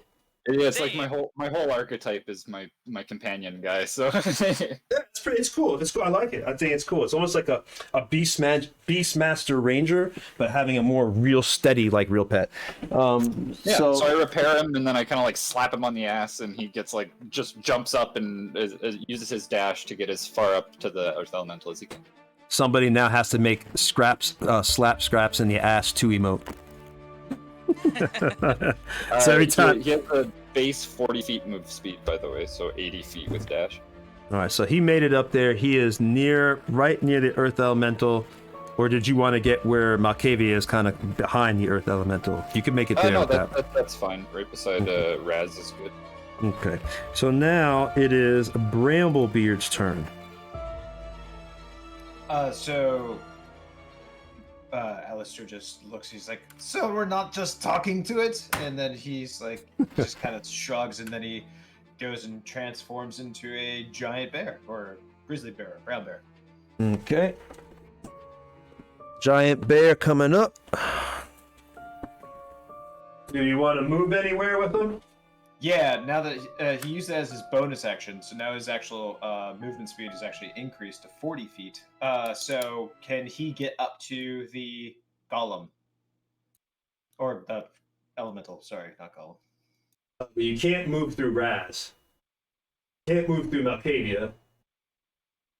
So no, because you'd be below here. You can't move there because that's you'd be blocked by Raz going up, and you could get here, but you couldn't actually make it to the Earth Elemental up there. All right, so then If I may, you actually can move through a friendly player's space as long as they don't specifically say they're obstructing your path. Where are you going to move though? They'll let- Because the space in front of you is occupied by the Earth Elemental. Well, it's fair, but I can turn to. I think they can turn to the technically side inhabit the real quick. same space. I think isn't that the ruling? well, that they the can... bear is a I don't lower think creature. so. Oh Yeah, it has to be a small You can creature. move through, but Yeah. you can't end your turn there unless Yeah. you're incorporeal or whatever. So, Alistair, as the bear, will come right up behind Raz and just give out a very massive, intimidating roar to the Earth Elemental. And he would like to intimidate it as his action. Good. You're gonna try to intimidate the Earth, Ellie? I'll tell you what. You roll me a 20 or above, and that thing's gonna be intimidated. This big son of a bitch will be intimidated. I put your bear mini up there too. It's up there now for you. Roll me a 20 or above intimidation, and I'll have it intimidated a little. It'll be scared. It'll be scared of that bear. I almost hope you roll it just for the funny RP. I'm just trying to see if, like, I don't have, like, the stats for the bear, so I'm assuming, like, if there's any, like, bonuses that go into an intimidation skill. Hold on, I have stats for a bear. I think I have stats for brown bear. Hold on. I Stream. really hope brown bears have a good intimidation stat. You would think they would. They I'd don't be have scared as anything- shit. They're not. There's nothing that's specific to that. I mean, or could it just be, like... Is it? Oh, I know. each It's one. intimidation. Can intimidation be a strength roll? That's what I was going to say. Like, can it be more of a display of the person's strength? Or... You gonna try to flex on them? You gonna try to flex on the Earth Elemental? Go, yes, do it. Flex on the Earth Elemental, 20. All right, And you so that'd be a... okay, so I could... 20 or above. 4. 20 or above. Flexing. You're flexing. You're flexing if you roll 20 or above. Oh, damn it. Well, no. Plus 4. So that's Oh. 21. 21. Oh shit. All right, so Hey! you flex on the Earth Elemental. Let me make sure they could be intimidated. Let me just check. Resistances, condition immune, pressure, poison, and con. No, they are not immune to intimidation. So yeah. So in this case, Alistair, as the bear, gets up on both of his back feet and just stands up and just gives out this massive... and just, like, kind of, like, lands and then goes... and just kind of, like, challenges the golem. All right, so he's scared of Alistair. He's now scared. He's the Earth Elemental. You see it like shake a little bit, and a few pieces of rock fall off the Earth Elemental. And when it looks at Alistair as it's quaking, and you see a little chunk, kind of like that the movie Ragnarok, where the little piece falls off the guy. You're the new dunk. Yeah. You're the new dunk. So wait, I'm just curious. Like, if elementals can get scared, and I mean, not that they like pee themselves or anything, but just like a couple like rocks trickle out. Yes, yes. You see, you see. Rock trickle. Look, all of a sudden, you see this little, like, tiny appendage. Like, it looks like two little rocks connected to each other, and then little itty bitty pebbles, they start hitting the ground. Ding, ding, ding, ding, ding, ding, ding, ding, ding, ding. Beautiful. All right. So the Earth Elemental is pissing rocks, scared of at least Alistair. Everybody else it doesn't give a shit about, but it is scared of Alistair. All right. So it is now the Earth Ellie's turn, and Earth Ellie is going to let's turn around and attack Malkavia. Doesn't like Malkavia being behind it, so it's gonna attack Malkavia. Damn it! I just hold on. I just closed that damn thing out. So yeah, it's gonna attack him. Let's get there it is, Malkavia, and this thing gets a multi-attack, so it gets 2 slams. Its reach is 10 feet, so depending on how this works, I might slam Malkavia and maybe try to slam Razanor. We will see. Okay, let's try to slam here, Malkavia. So his AC is 17. No, it's 24. The attack's 24. Oh, so that hits. That's a hit. All right. I'm gonna use the protection fighting style, so roll that again with disadvantage. Oh. Oh, okay. So you're using protection. Roll again with disadvantage. Yeah. This isn't technically my second attack. This is just me rolling again since you said that. Did you have to say that before the attack, though? Is that something you have to say before, or like, can you say it after I do an attack and then it makes me roll again? Because I would think maybe that's something you have. If it's a use, like you only have so many uses, I would think maybe that's something you have to say before. But if I'm wrong, whatever, we'll roll. No, it doesn't specify a timing for declaration. Just when an ally within 5 feet is targeted for an attack. Okay. So if it doesn't have it, it doesn't say you have to say it before the attack is made. Then that's fine. I'll roll again. Okay. Woo! That misses. I'm pretty sure. Yeah. All right. There's one more attack though. Now, does this protection? It's not. Do you have to say it again, or does he just? Do I have to do it automatically again? I don't think so. No, I only get 1 per reaction. All right. So here we go. Another slam. All right. Another miss. All right. So that misses both. And that would attack at Razanor, sir? Well, I'm pretty sure that would miss Raz either too. So pretty sure, yeah, because Raz is pimped out. So pretty sure that misses Raz. His AC is higher than 15, if I'm not mistaken. So all right. So the first attack, the Earth Elemental goes, and at this moment, the Earth Elemental, it sinks back down into the ground. I assume you would still get, I'm thinking in my logic, you would still get a quick attack of opportunity, because it would be cheap in my eyes for you not to get attack of opportunity if I just sink back into the ground. So he quickly sinks back. Go ahead and roll your attacks, but I'll describe, he first though, he goes to it, turns around, goes to pick up, Malkavia, but Malkavia quickly ducks underneath, and he feels the swish of air and almost the weight if this rocks just go by his head. You could feel that it would have been a bad day had those things that got him. Then it turns around, trying to get Raz, but misses Raz as well. Tries to come down with its arm to smush Raz, but Raz definitely takes and gets out of the way and clinks the actual hand with the shield just to insult the Earth Elemental, showing that he's faster. All right. So at that moment, then he has sunk back down to the ground. I can roll a bonus.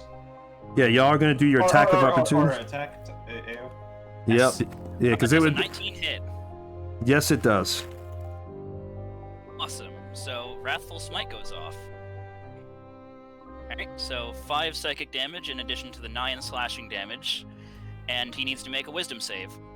All right. He'll fail. He's not too wise. No, it's the high. Maybe not. Maybe not. Guess he's wise. He's a wise rock. See. All right. So Ah, heck damn it, he does save. All right, so total of 14 damage. Looks like it. All right, at total of 14.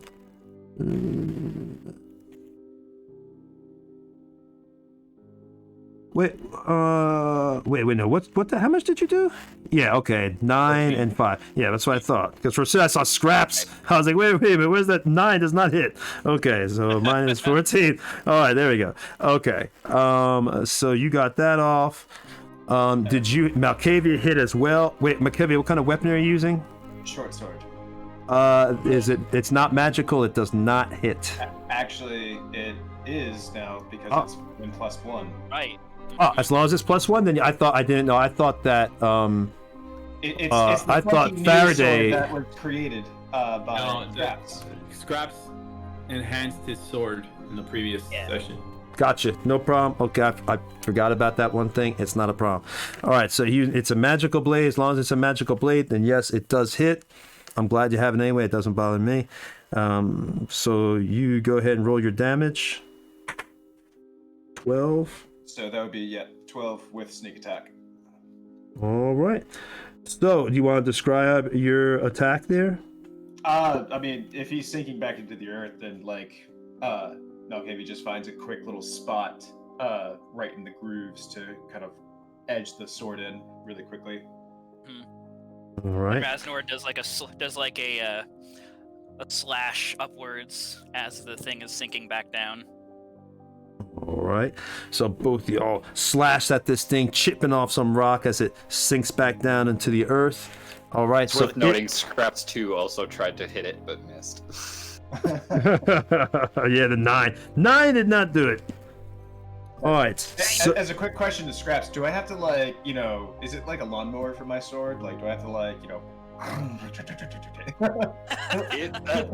That sounds way better than what I was thinking of. Yes.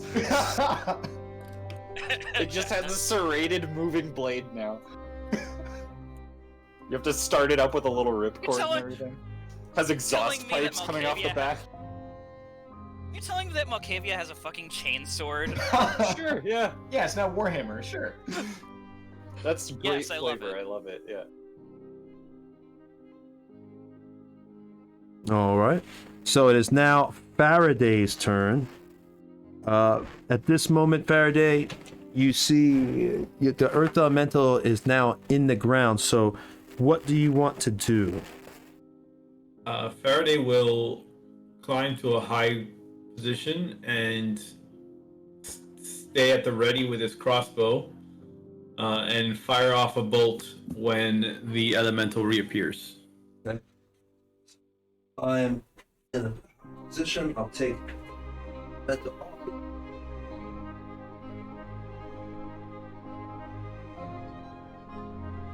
Right there, Faraday. Nice high spot for you. Rock. Right. And I'll hold a crossbow shot. You got it. All right. So next, it is Raz's turn. Okay.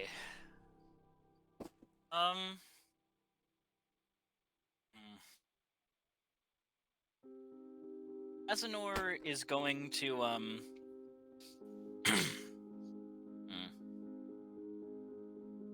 let's see.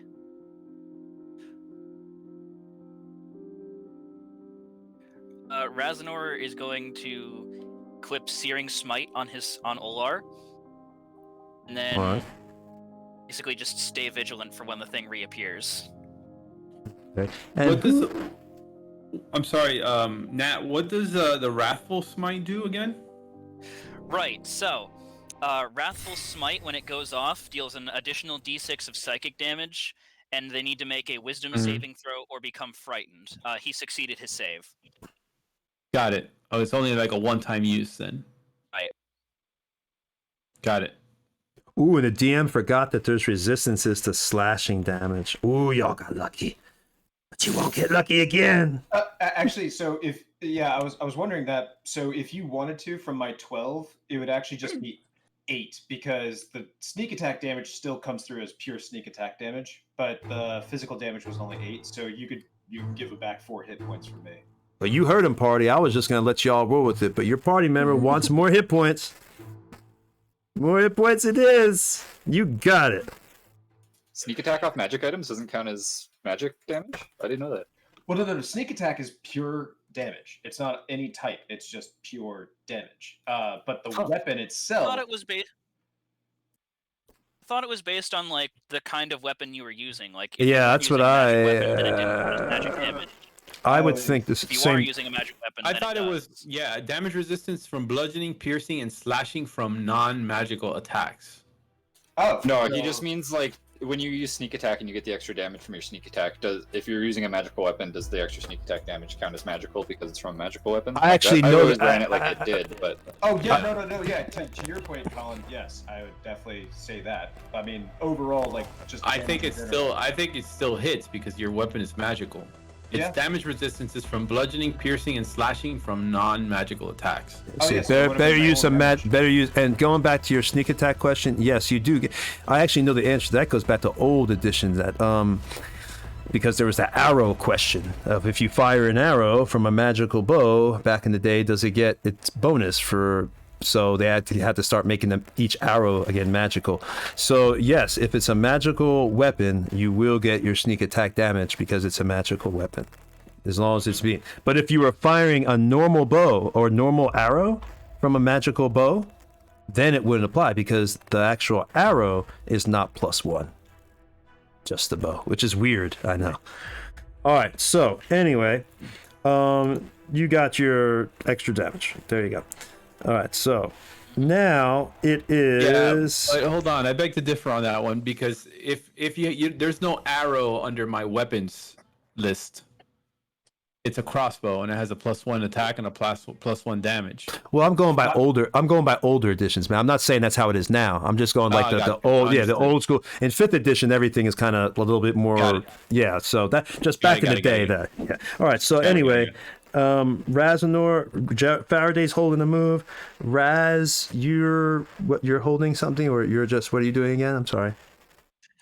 Yeah, I'm basically holding my turn until I see the elemental again. Gotcha. In which case, I will run up and smack him. Okay, Malkavia, Alexander, what do you want to do, buddy? I am going to hold my action, I guess. Actually, no. I'm going to pull out the dagger as well, but I'm also going to have Hush, my owl, pop up as my action, and I want it to be kind of like 10 feet to my right, flying in the air.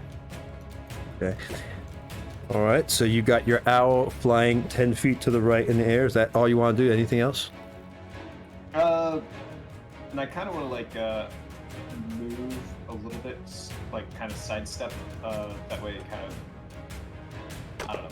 I feel like that same space that we're in might be dangerous, so I throw like 5-foot shift to the right, Okay, I'll move you right now. and that'll be it. And up next is him. I'm just gonna hold Eldritch Blast until I see it. Got it. All right, so him is still hanging out down right there.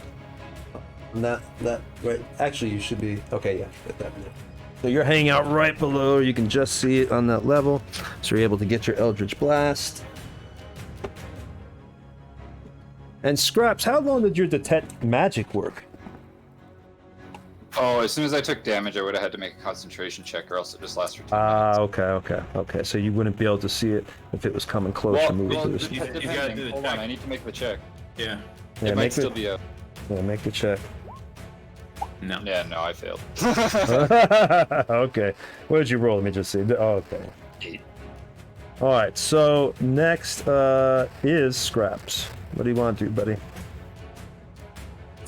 Alright, so I think I'm just gonna roll over onto my back. It's like, ow! I like cough up a bunch of blood, and I'm gonna pull one of the little syringes from the thing on my chest and like bite off the cork on the end of the needle and just stab it into my chest and push it all in. And I'm gonna cast Cure Wounds on myself. And then I'm gonna tell Scraps 2, "You're doing great!" And I'm gonna tell him to hold his action for when he sees him again to hit him. All right, so you're just basically standing up and staying where you're at, though. Yeah, I'm gonna heal myself, and then I'm gonna stand up, and then I'm gonna just tell Scraps 2 to hit him if he sees him pop up. Right. Hello. You're just standing. Okay, got you How's standing up. everybody looking health-wise? What'd you say? I'm sorry. What'd you say, him? Oh, how's everybody looking health-wise? I think I'm Scraps totally was the only fine. one- Yeah, Scraps was the Oh, only yeah. one with damage. Okay. I'm fine. I just healed myself for 9. I'm good. I'm at max again.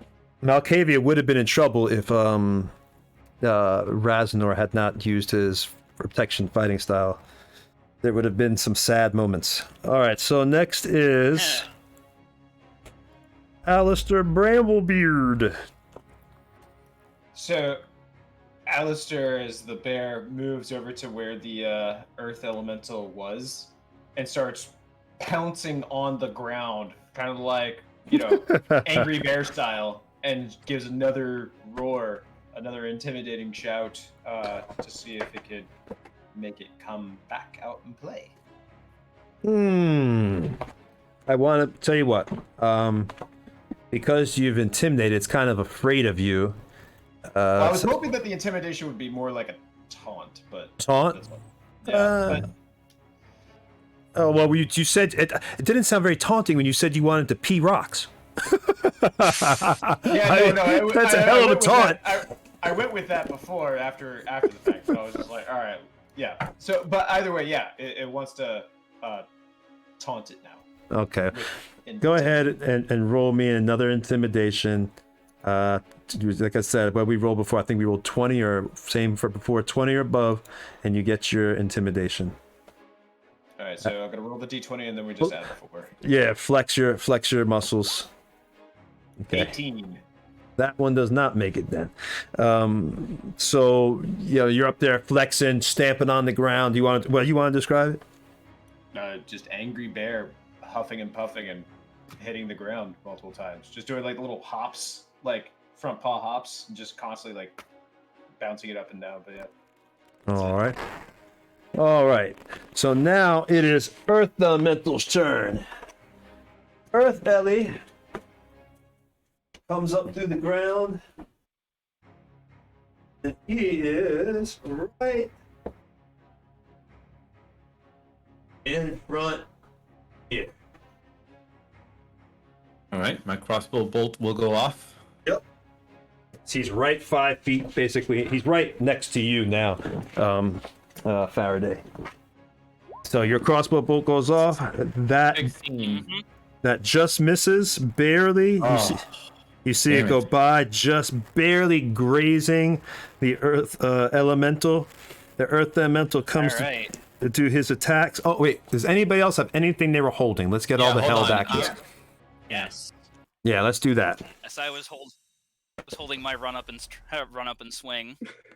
All right, can you make it over to him? Let's see how far you can make it. That's the big question: is how much? It misses anyway. It's a 16. Yeah.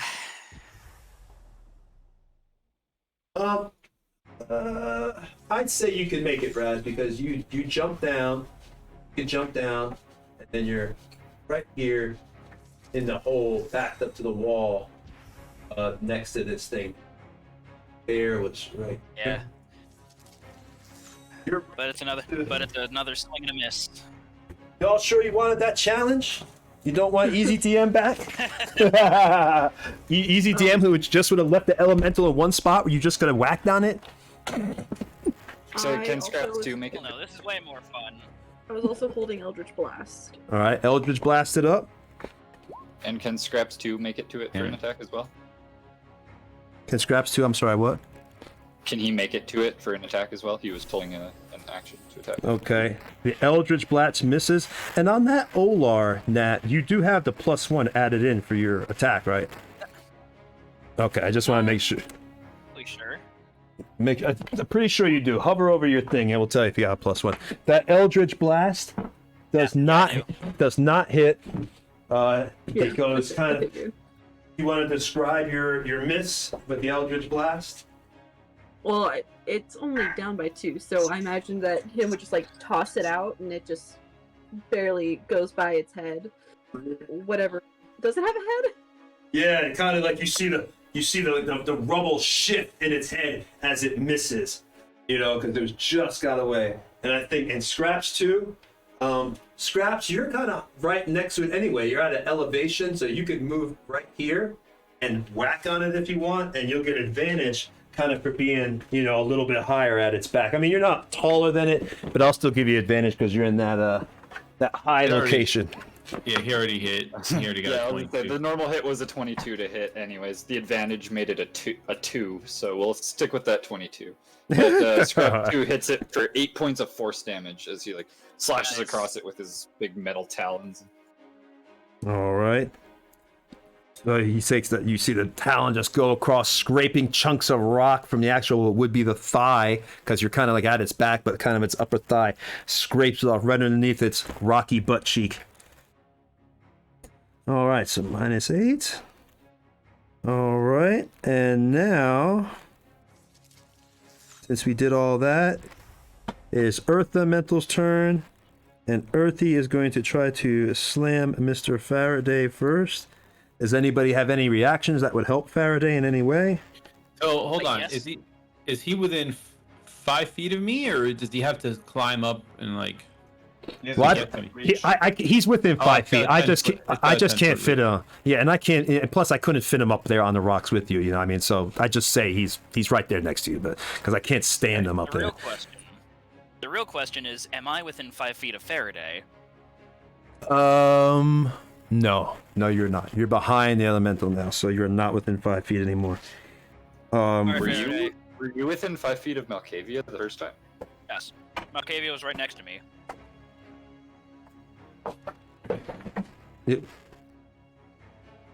I don't remember Malkavia being right next to you. No, it was on the opposite side. I thought it was. Yeah, you didn't mention anything about having to be Oh. within 5 feet. I don't remember that. Oh, I guess I mistook the model then. Oops. Whoops, Malkavia, subtract some hit points off you. All right, so now we know that didn't go off, so that's a big difference. Malkavia is down by like 17 hit points. But what do y'all think I should do that? I don't. What? I think it's kind of unfair because it doesn't give y'all time to adjust like instantly. He has.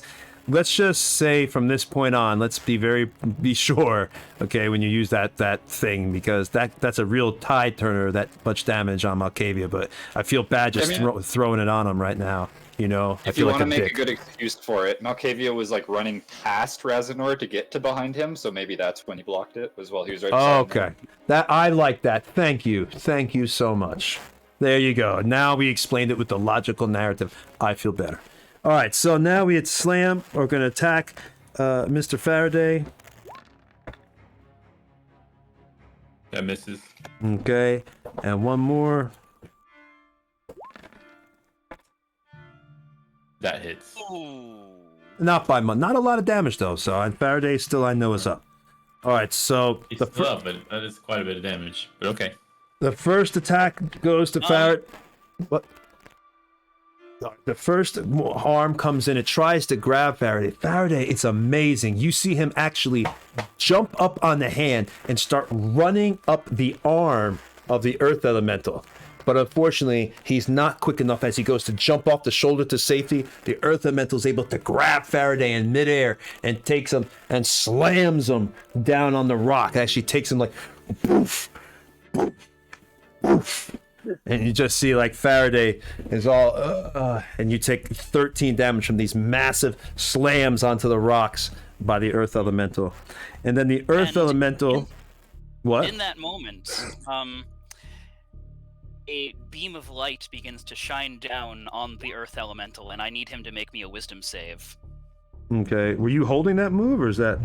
No, this is my Channel Divinity Rebuke the Violent. I can do this You as got a it. reaction. You got it. Wisdom. Yep.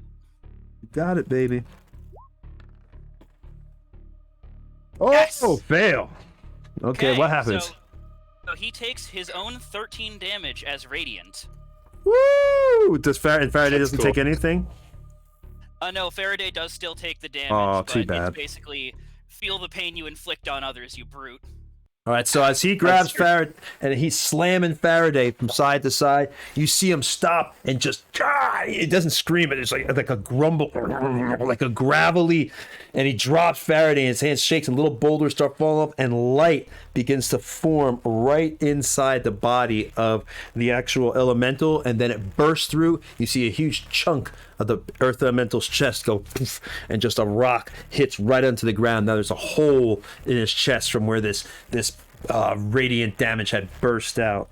And he show yep, and he's not immune to that in any way, so we're fine. Okay. Take Now on someone your own size.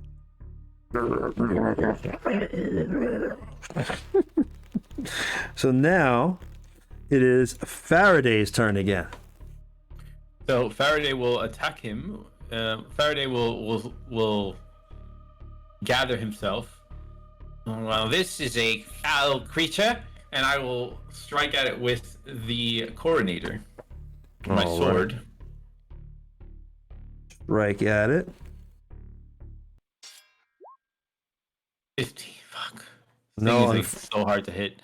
yeah. And then I will use my bonus action to disengage, and I will run away from it as far as I can. You got it. You got it.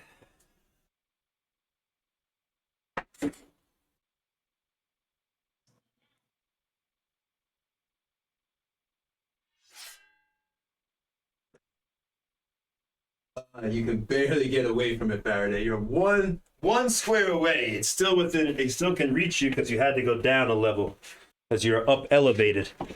So I had to. You have to lose half your movement point. So can I move towards Scraps? I'm sorry, towards Raz then. I want to move towards Raz instead. Yes, we could do that. Yeah. So I want to try to stand in Raz's space if I possible. don't blame you. Stand where you can live. All right. So you're. Whoop, and Malkavian just fell off the board. Poor Malkavian. Cracked ponytail. Yeah. Yeah. Fixed anyways. Nice looking shield you got there, Raz. Mind if I stand behind it? Yeah, basically that's what Faraday's gonna do. And y'all jinxed it by saying that because it did break the little sword off. Y'all jinxed it. Oh my Oh god! no. Now he's got no sword. Oh no, man. It's a no magic weapons can't break. Yeah, you can't building high like mountains on the edge of the table. No bueno. Just asking for proteins. Well- Malkavia's mini. It's like the gingerbread man from Shrek. No, honestly, they're for some reason like the Hero Forge the color printed minis are like very fragile. Yeah, they are. They sure Yeah. are, man. Unbelievable. I've had 3 of them, and I think like at least 2 of them broken. And you I've had them barely back together. you barely drop them, and like I mean that one Yeah. was a little bit of distance, but I've had it with Well, just like a yeah. barely drop, and like. But anyway, I have this awesome glue that dries in like 6 seconds, so I'll just fix it. He's in the wrong spot, by the way. He should be on the other rock. Oh shit! All right. Well, let's put him back there. So you are now next to Raz. So the bottom line is you are now next to Raz, being within 5 feet of Raz. So he's kind of like a level below you. All right. So now it is whose turn is it now?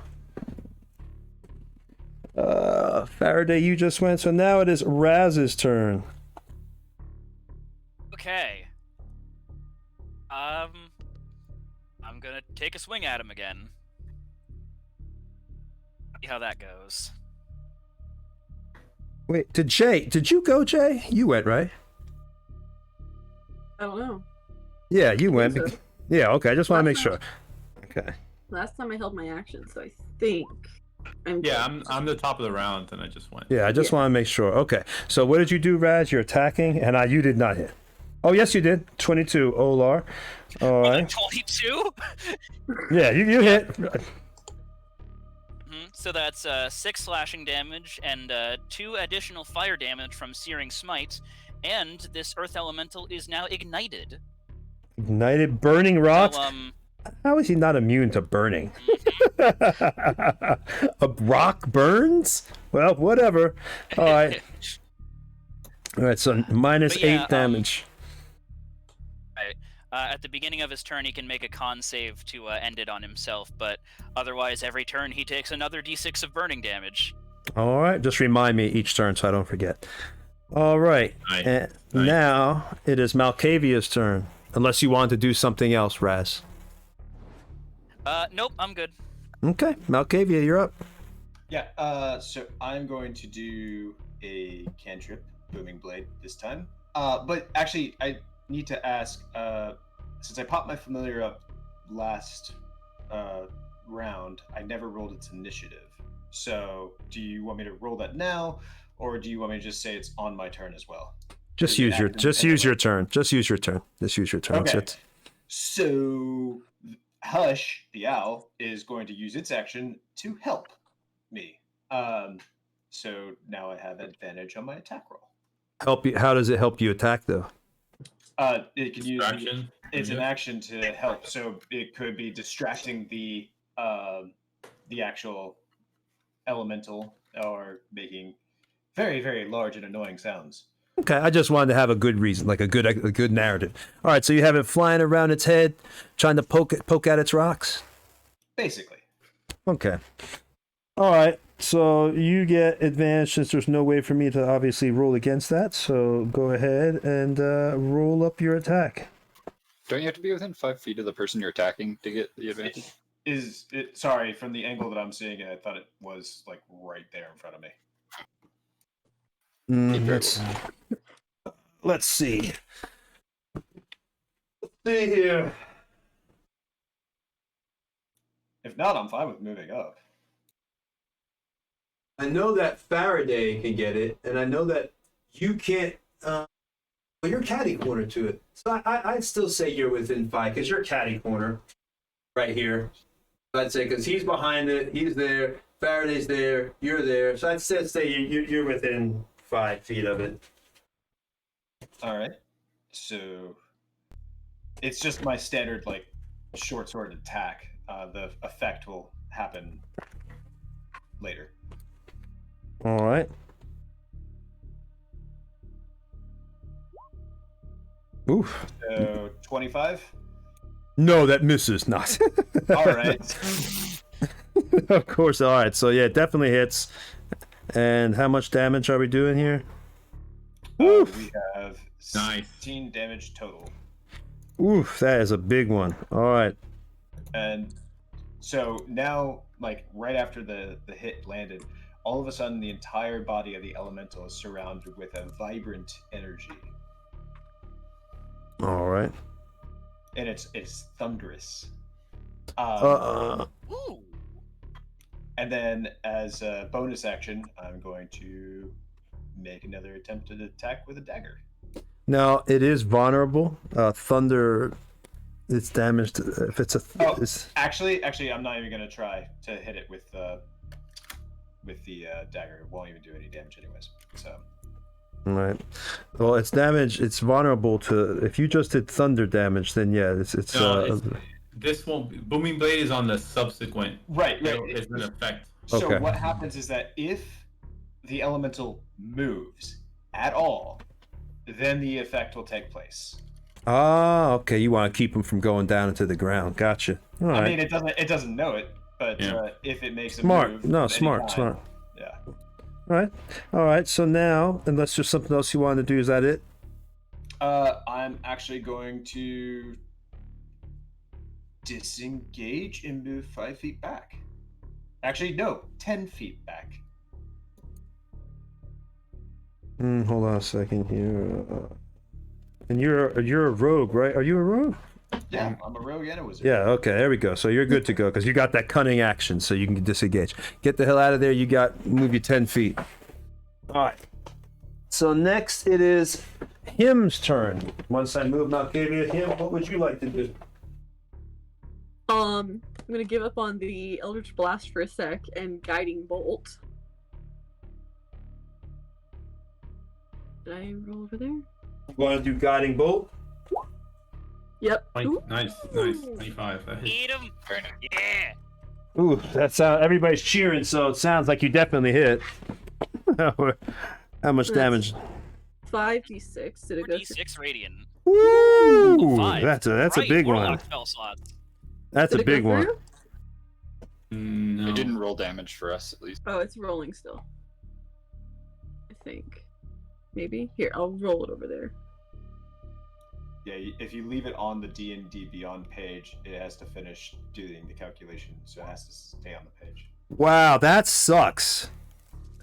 Damage. Terrible. It was like a What the 1, fuck? 2, 3. 1, 2, 3, 3, 3. Yeah. Damn, I was expecting like some massive hit. But Oh I well. did hit it, so it also is going to do Hex. For the Hex Necrotic. That was almost half the normal damage. All right, so you also do 17 points damage total. Nice. And then I'm going to use my bonus action to heal Faraday by 2d6. Oh, Yes. nice. Ooh. Damn. Minus 17. 7. Okay. And there's no Well, way That's my for turn. and there's no way for me to roll out of that hex, just to make sure. Nope. Damn. Uh, Ouch, that's a it's good one. Only being counter curse, so like curing curses will get rid of it. That's good. Restoration. That's a good one.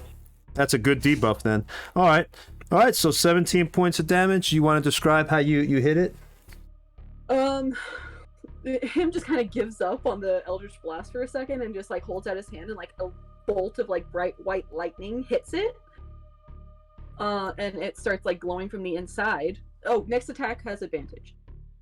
And just blast it in the face. And then the residual kind of has like a little outline of necrotic because of the hex. All right, the blast you did to its face actually knocks the rock jaw of the earth elemental off. So now it's just the head and there's no jaw. The stony jaw crashes and shatters into the ground itself after your powerful blast. Got a jaw, now we just need some heals. Always gotta see the silver lining, baby. All right, so now it is Scrap's turn. Yeah. So he's gonna reach into his bag and pull out this little potion that he just got. It's all like orange and glowing, and it's kind of all has like black smoke collecting in the top of it. And he uncorks it, and all the smoke kind of flows out. And he's gonna, that is my chance. And he's gonna drink the whole thing, and then he's gonna stand out from around the corner and look up at this big rock elemental, and he says, "Feel the wrath of my draconic ancestor!" and just breathe fire in a big cone up at it. He needs to make a dexterity saving throw. His dex is low. Oh my DC is God. 14. Oh no! Well, he saved. I can't believe I saved with a low dex like that. Well, my fire breath missed, but I say, "There's more where that came from." As I get Cut. ready again, I'm gonna duck back behind the rock that I was just standing behind. The earth elemental You has a don't even get half damage. Yeah, they. Oh, sorry. Yeah, they do get half damage. Thank you. Thank you. So how much? Oh, I just gotta roll for it. Yeah, breath weapons of any kind usually at least get half damage. That's what I was thinking, but when he said no, I was like, oh, okay, he's looking at it, so. Oh my God. What? 23 points of. Oh yeah, sorry, half of that. Half 12, of that. so 12 points. 12. Well, round it down, I guess. 11 Right. points of fire damage. Jesus, Still that's almost a fantastic. next roll. Still. Wow. Wait, Hell wait, yeah. wait. Did he, never mind. Nope. All right. Anything else you want to do, Scrappy? Scraps with that amazing, so as you do this, you use your fire breath, and as you say all that, the earth elemental kind of like takes its arms and holds the flame, almost like you see it push the flames almost away, but its hands still kind of get burnt, and it's waving him like that slowly because it's stone. And it takes 11 points of damage from its flaming fists. And that's actually a monk group in Dungeons and Dragons. The Flaming Fists. All right. So yeah, I'm just gonna cower back behind the wall with 2 more fire breaths in my belly, getting ready.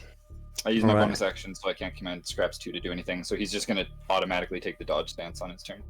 Gotcha. All right. So now it's Alistair Bramblebeard's turn. The bear roars. It just charges up to the golem and makes a multi-attack bite and claw. You should be able to make it catty corner. I think you're catty corner. Right on it. Yeah, I think you can. They're all surrounding this damn thing. So you go ahead, do your multi-attack on with your bear. So this first attack, because guiding bolt, I guess, would still be active. So this would be made an advantage. As long as nobody else is, well, yeah, it should still be going. And guiding bolt, that requires concentration, right? No. I thought it did. Guiding bolt itself is an attack. The residual is just, it's being illuminated, so it's easier to attack its weak points. Okay, all right, cool. So just get everybody then more. You're Buff Daddy then. You're basically that's your character, Buff Daddy. That's basically what him's going for is being like a buff healer. Yeah. But it only counts for one attack. Yep, that's gonna be your nickname, Buff Daddy. All right, so did you hit him? Okay. I kind of messed up, but either way, I'll take it. It's a 19. Oh, all right. Does that hit? Oh yeah, that hits. 19 hits. Okay. So the first attack is 1d8 plus 4. I don't know if druids get any additional damage on it. I've been reading through the wild shape thing, but I think it's just the 1d8 plus 4. Yeah, just your, I would just think attack plus your strength, whatever it is for the bear, the form you're in, whatever form you're in, whatever its strength or bonuses are. Ugh. So 5 on the first attack.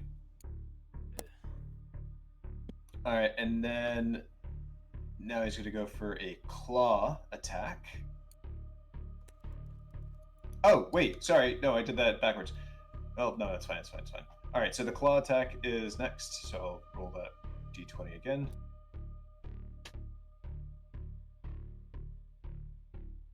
Surprised you can't use his sheet. I said it where everybody could use a sheet. Maybe It's the exact same roll. Okay, did that roll twice? I only clicked it once. Yeah. No, it's not the exact same roll because 1d8 plus 4 and the other one's 1d20 plus 4. You didn't click it twice. Okay. It's a different roll. You just missed on the second one. You rolled a 1. You crit failed. You just caught a nat 1 on both. You crit failed. Oof. Okay, then yeah, he misses with a swipe, which is bad because I would have. That was the one with more damage, which is why I was weirded out by the 1d8, but that's fine. All right, so that second one misses, but you did 5. You want to describe your attack, or? He just bites into the rock and just kind of pulls off a small piece, and that's it. All right, so now it is the Earth Elemental's turn. Who does he want to smack around? I think turn around now that try one slam on Mr. Razanor and then one slam probably on Mr. Bear. Don't want to slam at Bear is going to be at disadvantage because Scraps 2 is going to use his deflect reaction.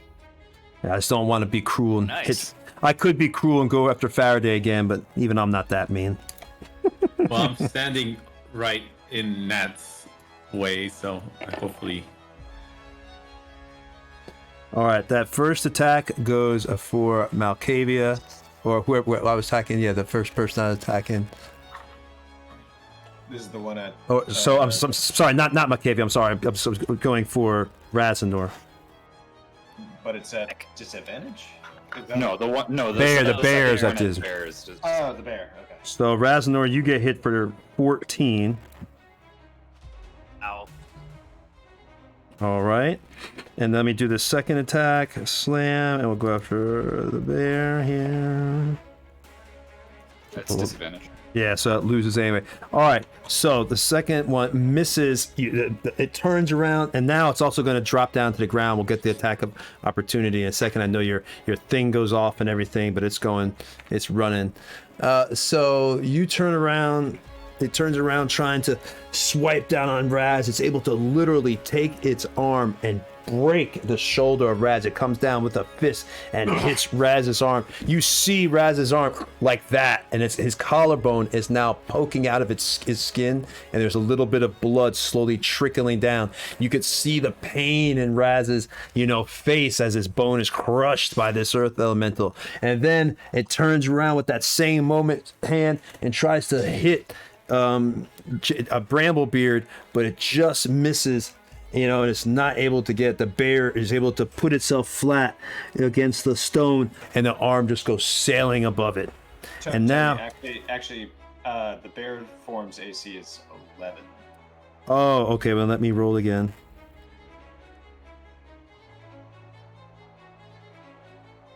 Why is it not rolling? Hello. Got a little problem with roll 20 here. There we go. It's rolling. Hey. No, it hit. That second one was technically a 23, so yeah. Yeah, it hit.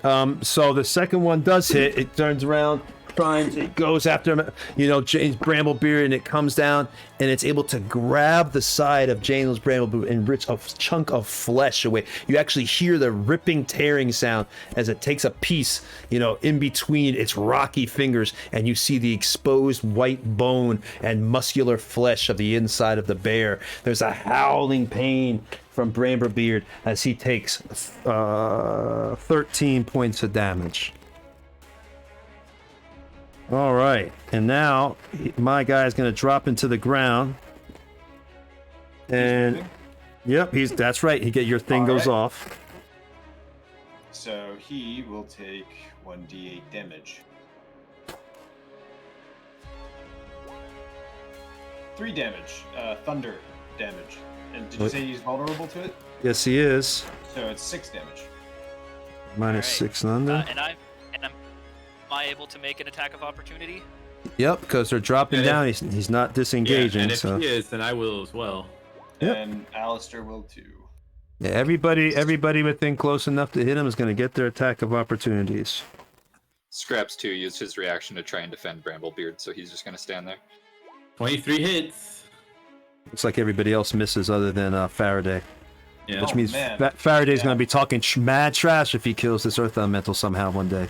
You don't want to. I do not want to hear that guy. How much health is it at?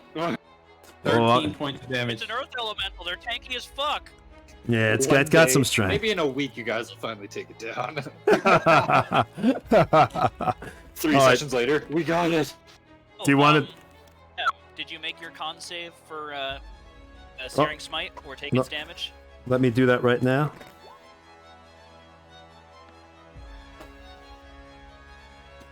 What is the save? 13?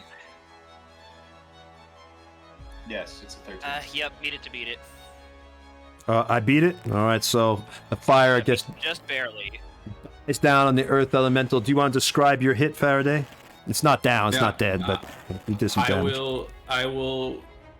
From in between Raz's legs, the coordinator will come out and whack at the twigs, holding the stones in his crotch region. His nether stones?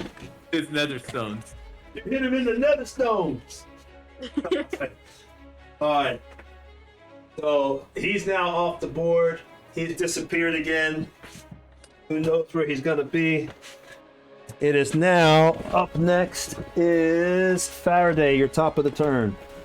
I will stay where I am in between Raz's legs and behind his shield and ready my crossbow bolt for when the elemental reappears. If the elemental reappears within 5 feet of me, I will also swipe at it with my sword. All right. Gotcha. So Faraday, and that's what you're going to do. Raz, next. It's your turn. Okay, Kim, how are you with your healing right now? I have 2d6 left. Okay. I'll use my own healing then, and then you can save your stuff for Bramblebeard. I'll pump 4 14 points of lay on hands into myself, and that'll be my turn. And don't worry about Bramblebeard for you right now. He's good. His Okay. bear health pool is irrelevant. Yeah, you got a buttload of True, hit actually, points. I forgot about Okay. that. Yeah, a buttload of hit points. The guy went down 3 times in that one battle. Remember, He's got against like a the whole undead. nother belt. He's got a whole nother bear in his back pocket. Yeah, it's Yeah. crazy. It's crazy how many hit Yeah, points he has. The druid is kind of broken right now in 5e. Oh, absolutely. Yeah. Wait until he can turn into an elemental and stuff. It's Yeah, the druid is kind of broken. All right, so Raz, that's what you're doing. Okay. Yeah, I'm patching myself up a little, kind of relocating my shoulder. Well, it's not relocating. You have a compound fracture of the collarbone, and I know how that feels because I got in a bad accident. That's why I am now, Well, and I mean, I if he broke uses my collarbone. if he uses healing hands on himself, then the power of his deity. Oh, that's true. Yep, That's and true. that's exactly what I'm doing. I just want him to be in more pain for his narrative. Scream, bitch! All right, so now it's Malkavia's turn. Malkavia will move up to kind of form like a circle because it looks like on the screen that there's kind of like a formation of kind of a roundabout circle. I don't know. Maybe he'll just move up beside Bramblebeard there for now, and then Hush will actually perch onto Malkavia's shoulder. Okay, so you're moving next to Bramblebeard. Is that like, because again the angle that I'm looking at, like I see like Raz right below where Bramblebeard is, and so is that kind of like right? Is that what I'm seeing? Yeah, I'd be like standing right above Raz almost. You're above and catty corner to Raz. Okay, all right, that's fine. All right, so now it is who's up now? Him. If Raz thinks I should save my healing for Bramblebeard, then I'll do that. But if he loses any more health, I'm using it on him. But for now, I'm just gonna use my action for. I'm gonna hold my action for Eldritch Blast until I see it again. All right.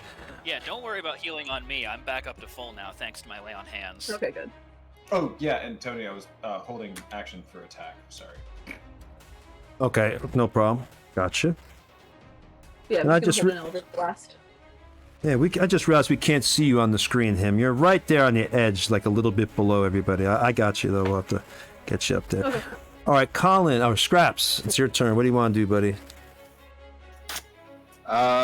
So I think with as much movement as I can I climb up to be beside Scraps too? Is there enough room up there, or is Bramblebeard kind of in the way?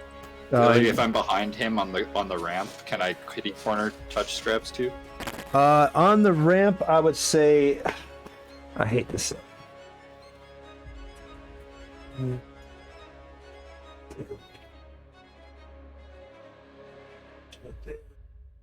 Yeah, I'd say you could touch Scraps too, Cat.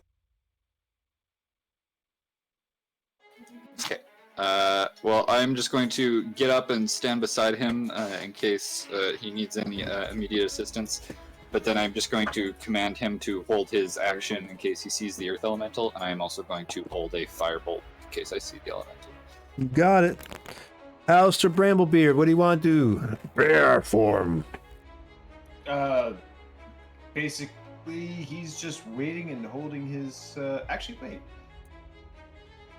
So, bears have a very keen sense of smell. Is it possible for me to make a perception check to figure out where the elemental might pop up from next? No, because it's a smell of rocks. It's gonna smell like rocks. I don't think you'd be able to. I don't see how that would be possible at all. Not even a roll for it. Can't smell it. Yeah, it can't Wait. smell a rock. If it was a flesh golem or something, maybe an earth elemental, maybe some dung. We could say some dung was in it or something. Maybe smell the poop, but I don't see I could smell rocks. All right. Yeah, then just Well, hold it. This earth elemental has been burned several times now, so maybe you could smell the That would be accurate if it was above the ground, but it already dropped back into the ground. I was just about to say, I was like, it's actually underground, so it's Yeah, so. So he'll, Alistair will hold his action to attack, for when it pops back up. All right. All right, so now it is the Earth Elemental's turn, and we're gonna adjust this camera slightly, hopefully without anything falling, which it might. Y'all are able to see now him down there, and right next to him pops up behind him.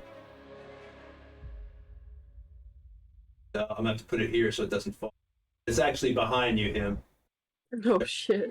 Yes, All right, right. I am taking my shot. All right, take the shot. 25. Thanks. That hit? That He's hits. not throwing away his shot. No, he did No. not. No. And here we go for damage. 18 points of damage. Woo! Not down, but that's painful. That's painful. All right, And I was also holding Eldritch Blast. do it. He's actually hit this time. Yeah. Damn! 20. Nice. Make it good. Very nice. So, Do some good damage. how are we doing crits? No crits on damage on spells. It's even. I just read that today. What? I thought that's what y'all had Makes put no in your. sense. Wait. Hold on. I was looking in the homebrew rules. I thought someone had put in there that it's like no crits on spells that y'all want that. If we're having that, that's fine. But I thought I had saw that typed in there just the other day.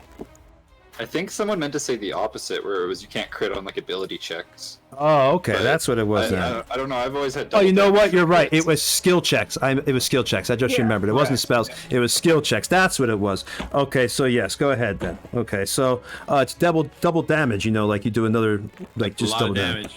That is Yeah. a bunch So, of damage. so double the roll or roll again? No. You already did the damage. Yeah. So it's doubled. Yeah, so Okay, you Yeah. so So 28. 28. minus two. That's All pretty right. All right. So And I'm gonna do Lance of Lethargy, so it is slowed by 10 feet. It can't both its movement speed and its burrowing speed. all right. So it is now slow. This thing is looking like one pebble is almost left on it, man. It's got like a few pebbles left.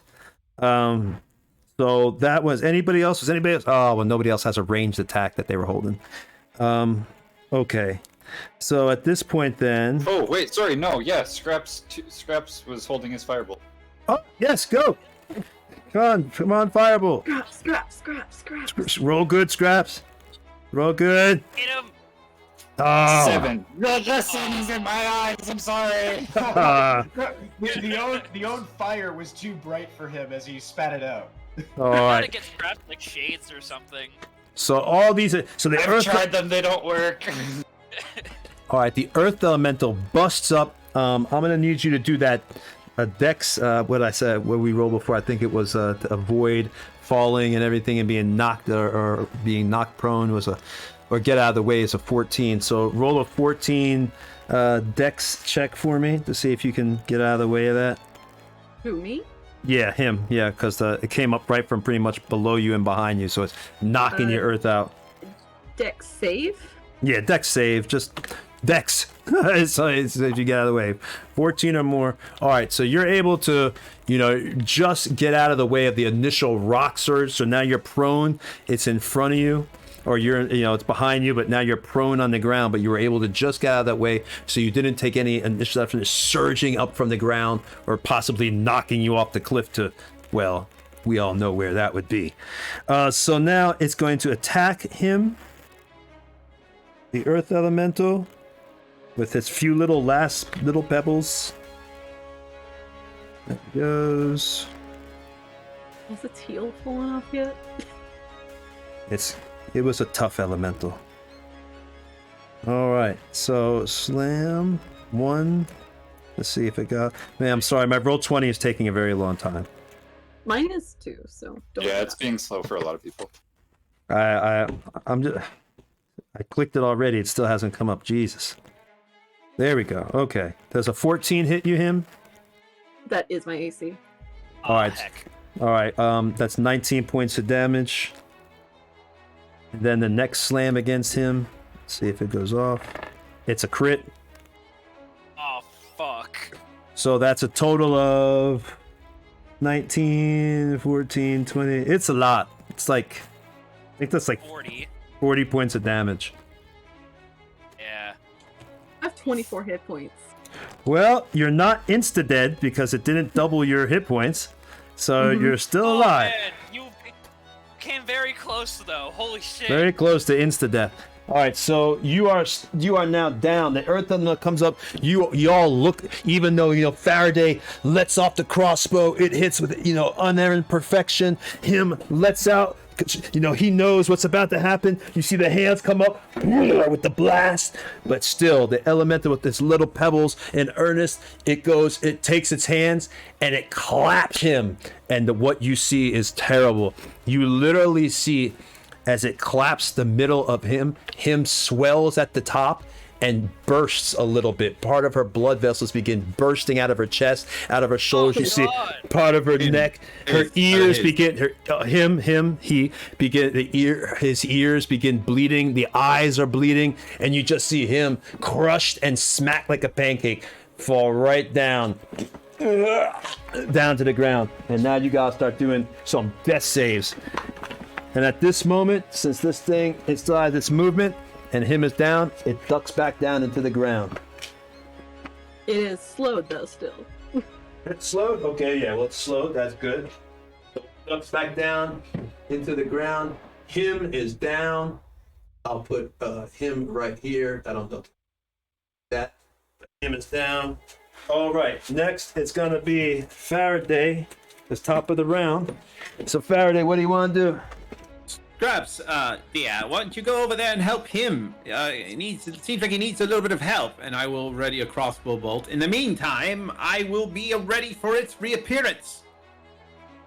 And I'll just ready my crossbow bolt again, and the sword if it pops up within 5 feet of me, and if it pops up within a closing distance of mine, I will move up to it after shooting it with my bow and attack it if I can as well with my sword. Okay. So you're holding I'm holding the bonus action. I don't. Can I do that? Is that? I don't think you can hold a bonus action. I've never heard of I can that. only hold one action, right? Okay, so if that's the case, I will hold the sword if it's within 5 feet, or shoot the crossbow if it's not. You got it. All right. All right. So next is Raz. What do you want to do? I'm gonna go up to him and cast Cure Wounds. Okay. Well, she's negative 16 hit points. Darn it. Sorry, Jay. I'm so. But they're at 0. Yeah, well, yeah, zero. that's right. No, that's right. No negative hit points. That's right. I'm sorry. Old school edition coming back. No negative hit points. All right, so at 0. And old school edition sucked. Negative hit points. Wow, that's brutal. So that's him. You go up to 8 HP. Yes. Thank you. All right. Welcome. So easy to bring people back to life in 5th edition. So yeah, you're down. You're up. Easier for your brave player. So easy. You're Yeah. back up. Don't worry. All right, so Clerics are not. Great Cleric is awesome. so you easily have brought him back up. Blech. Whatever. All right. Oh, Tony, I can't believe. Whatever. So it's now My Matt. cleric killed your cleric. What was that him? Appreciate your healers. Yeah, I don't like Raz. Tony, Yet you've Tian was given me an healing. adorable cat. Tian was healing Abraham like every other second. It's Strahd. Oh, Strahd. Oh my God, I remember. Oh, I'm not gonna get into that. So, but yeah, now, Kavi, it's now your turn. But yeah, I do remember me running around in Strahd. Now, Kavi, it's your turn, buddy.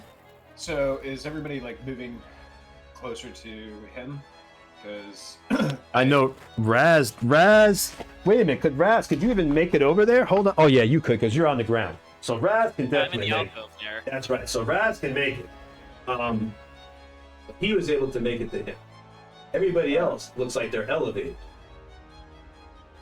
Malkavia shouts out to the group, "Everybody, group up! Get a buddy. Get a buddy. Swim buddy. So I have scraps too.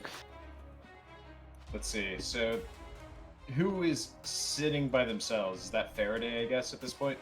Well, Faraday, I was in the same space as Raz. I am no longer. Right. And you didn't move on your turn. You just stayed. No, I didn't. You were I thought you were elevated there. You had moved next to Raz, like catty corner to Raz.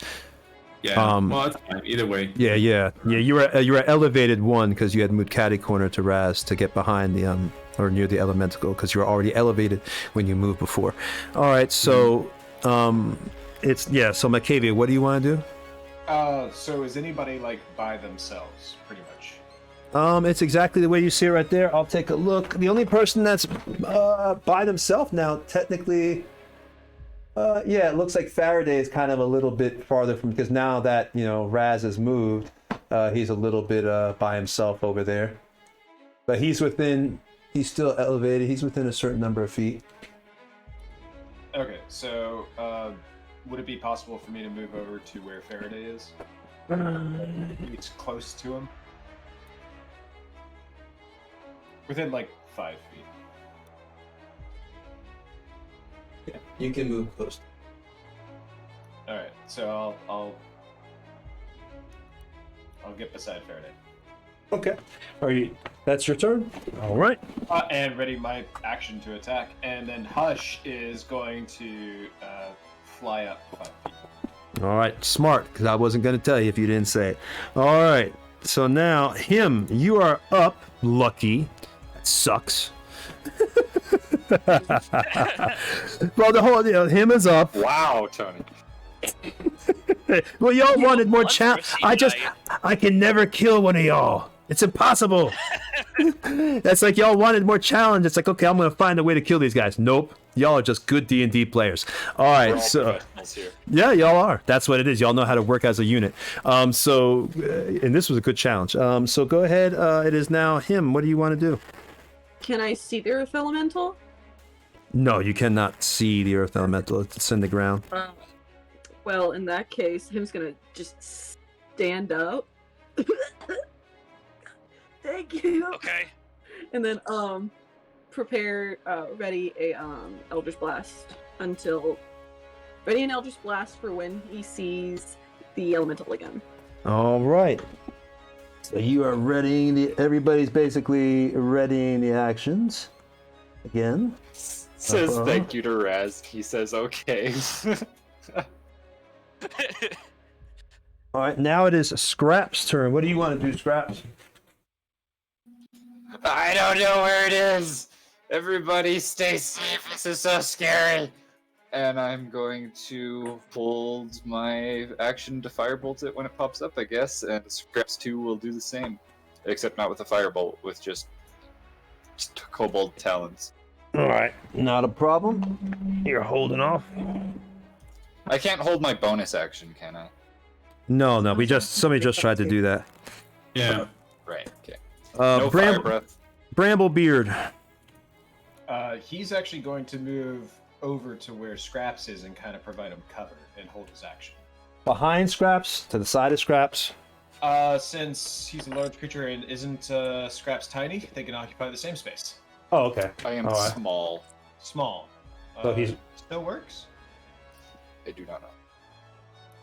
Wait, I thought you could move. halfling. I thought you could move through the space, but if you can occupy it, then that's If, it. yeah, think you you can could be occupy the two- same space.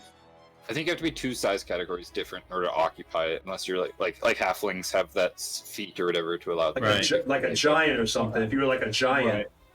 Okay, yeah. So if Alistair is right there, anyways, kind of right beside Scraps, then he'll stay where he is, and just ready in action to attack. You got it. You got it. All right. So now it is Earth Elemental's turn, and the Earth Elemental comes up. Yep. I could be an asshole and just say the Earth Elemental gets his attack off first, but I don't do that kind of stuff. Because technically, you wouldn't be able to shoot him before he popped up, but So he is now behind Scraps. Everybody Scraps. And actually, he actually comes up right here. We will say behind, to the side of Scraps. So both Scraps, both Scraps and Bramblebeard have to do that dex save for 14, not to be knocked down and prone. We'll do that first, and then y'all can get your attacks off to see if they're prone or not. Because obviously, if you're prone, you're not going to be able to get your ready to attack off. 17. All right, so Scraps stays up. What about Bramblebeard? Deck save. Yep, dex save, sir. It's a 10. All right, he does not stay up. So, Bramblebeard, you know, the earth elemental comes out of the ground again. All the rocks and everything are thrown up. You see Scraps is able to dive out of the way, and he once again, he's lucky. He just goes prone. But this time, Bramblebeard is hit by the full force, and he takes, we'll say, 1d12 damage from the hit, and now he's also prone. So roll 1d12 for me. What did you take? 9. So the boulders, all these boulders come raining down, and it just smashes. And it actually, you see the leg of the bear, the paw is broken, and you actually see it go to the side. So now, as you're on the ground, you see this paw flapping as it's just completely broken after the stones had come up, and the earth elemental smashed it as it actually came up. Now, would he still have been able to get his attack off, readying his action as it was coming up, though? No, that's what I was saying. That's why I wanted to know if you were able to. So no, you would not be able to get it out because you were obviously he came right up and you fell down. You were hit by the actual as it came out. Can Scraps 2 and Scraps still get their reactions off? Because Scraps passed, I'm going to say even though he dodged, he was able to get the attack off because he passed. So in the air as he's going down, he's like, "Yo, hey!" Yeah, so he's able just to get his ready to attack off. So go ahead, Scraps. 25. Oh well, that pretty much I think we can be sure that hits. I think, and it is officially down. So describe. Yay! Describe the destruction of the earth elemental. Honestly, I feel like you'll just do a better job, so you can do it if you want. Oh, so Scraps firebolting. All right, so Scraps, as he's diving, as the earth element comes up, you know, he sees Alistair Bramblebeard gets hurt, and he's like, "Not you missed my breath, but you won't miss this." And Scraps gets, you see him fire up his machine, and the smoke comes out, and a bolt that's normally usually small, this one just seems larger. Maybe because Scraps is angry. Who knows? Maybe some emotion's been fused into it. But this bolt goes searing through the air and hits the earth elemental. And you see a massive explosion of rock come out the back of the earth and just blown back as it flies over the edge of the mountainside or the cliffside. And you hear all the chunks hitting the water below. The earth elemental stands for a second. And there's a huge hole, a gaping hole that you can see through it. And then one by one, boulders begin falling.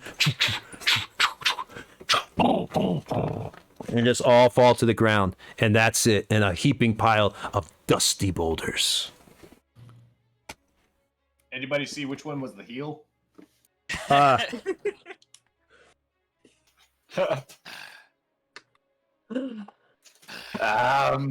They all just look like rocks to me. Alistair, as the bear, just goes.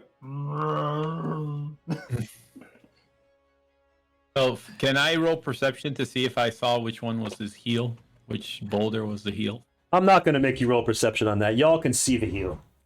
Okay. All That'd right. be So a in total- that case, I will Both walk of them, over right? and grab a heel. Right? Please tell me that this is just like the chair. This looks like you can't move it at all. Too heavy.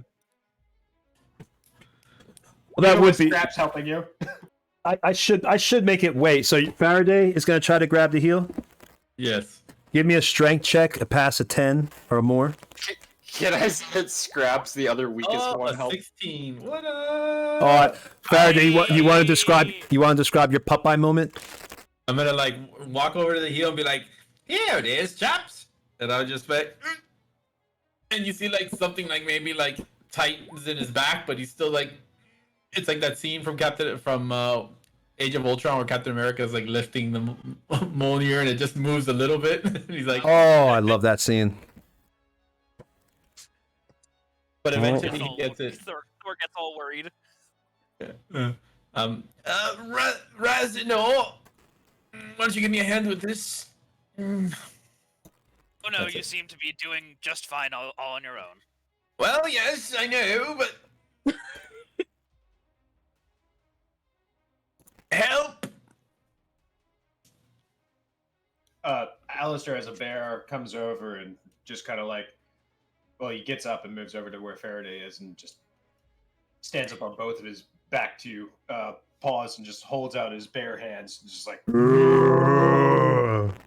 Well, do we need? He's Turon or whatever his name is said that we needed merely to bring back dust of the heel. Do we bring back the whole thing? What do we do? I believe it would be wise to bring back the entire thing and let him pulverize it. Wait. Is he asking Alistair? You're gonna carry it out there talking to the bear. Alistair just goes.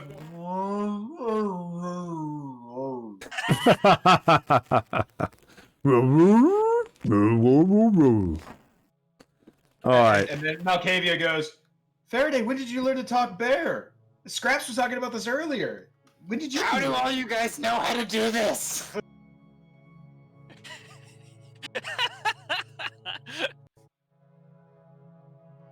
Bearish. Somebody's learned how to speak bearish in the group. All right. So y'all have got the heels of this earth elemental ready to be pulverized. It's actually about time you end it. So it's 9:57 anyway. So we're gonna go ahead and probably check out here. I mean, this is a great place to pick up next time, where y'all have got this and you can bring it on back to Turon and see what happens after the Peregrine Falcon has destroyed his tower and made a horrible mess. So that's gonna be. It's gonna be interesting. He doesn't know anything about the Peregrine Falcon being associated with it. No. That's true. He doesn't. That's true. That's absolutely right. He does not know. But it is going to be funny just to see how much destruction was wrought. In fact, I may recast Familiar and bring him back as something else. Also, Tony, at the end, I believe that we will be raiding Lord Gasumba. Thank you for reminding me. Now, I think raid is just /R.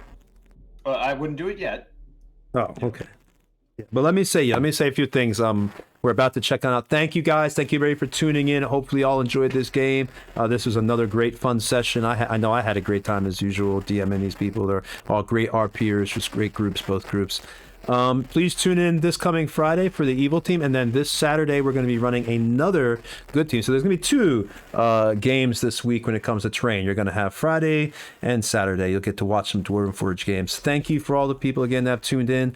Thank you for our subscribers. Thank you for anybody who followed us. Thank you for our patron supporters. I know we got some really cool VIPs. Thank you to Faracel. Thank you to Exile. We love you. I love Exile. She is awesome. I know she's probably been hanging out in here. So yeah, thank you guys. You're really helping us grow just by support us. And even if you can't sub, if you've just come here to watch us, please don't think it's like, oh, I have to sub. If you can, hey, that's great. But if you can't, that's fine. We get it, man. Not everybody has a ton of money. That's life. You can follow us on our social media. I think I'll put that right now in the chat. So if you want to see our builds, because I do a lot of pictures. There's a whole bunch of pictures on our social media, Twitter, Instagram, Facebook, and now I'm starting to do TikTok, where I put my little silly dances and stuff up there, and I'm going to start doing some other things as well. So yeah, just check us out. And we also do professional DMing, so if you're interested in something like that, I put the information about that. You can go ahead and check us out and start playing games if you want to hire us for a private virtual game. And we will be doing GaryCon the 25th through the 28th, so you can check us out for that as well. We'll be having a Q&A session at the end about how to live stream games, where hopefully we'll be able to get the wizard behind this curtain to answer how he's done all these really cool things within the last few months of all doing this, because we've really come really far. JC's done a lot of work with OBS. So yeah, thank you very much, guys. And yeah, if anybody wants to say anything else, anybody wants to say goodbye or say anything? It's always a pleasure being able to do the stream for you guys. It's There you always go. a pleasure to do this. All right. Yeah, Cody died, so that's always really good. Yeah, I'm disappointed with that. Yeah, him came very close to instantly being killed. I'm very That was disappointed that bad. I'm disappointed that no one died. Now you're part of the team.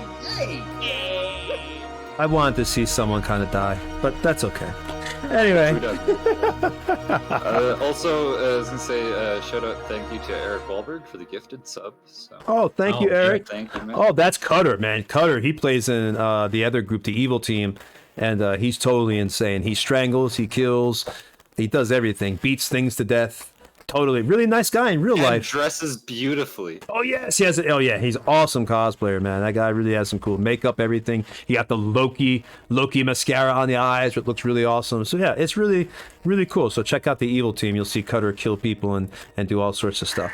Yeah. So thank you guys, and we're gonna go ahead and get out of here. Please stick around for this raid because I think it's just /R, and then you just put in the.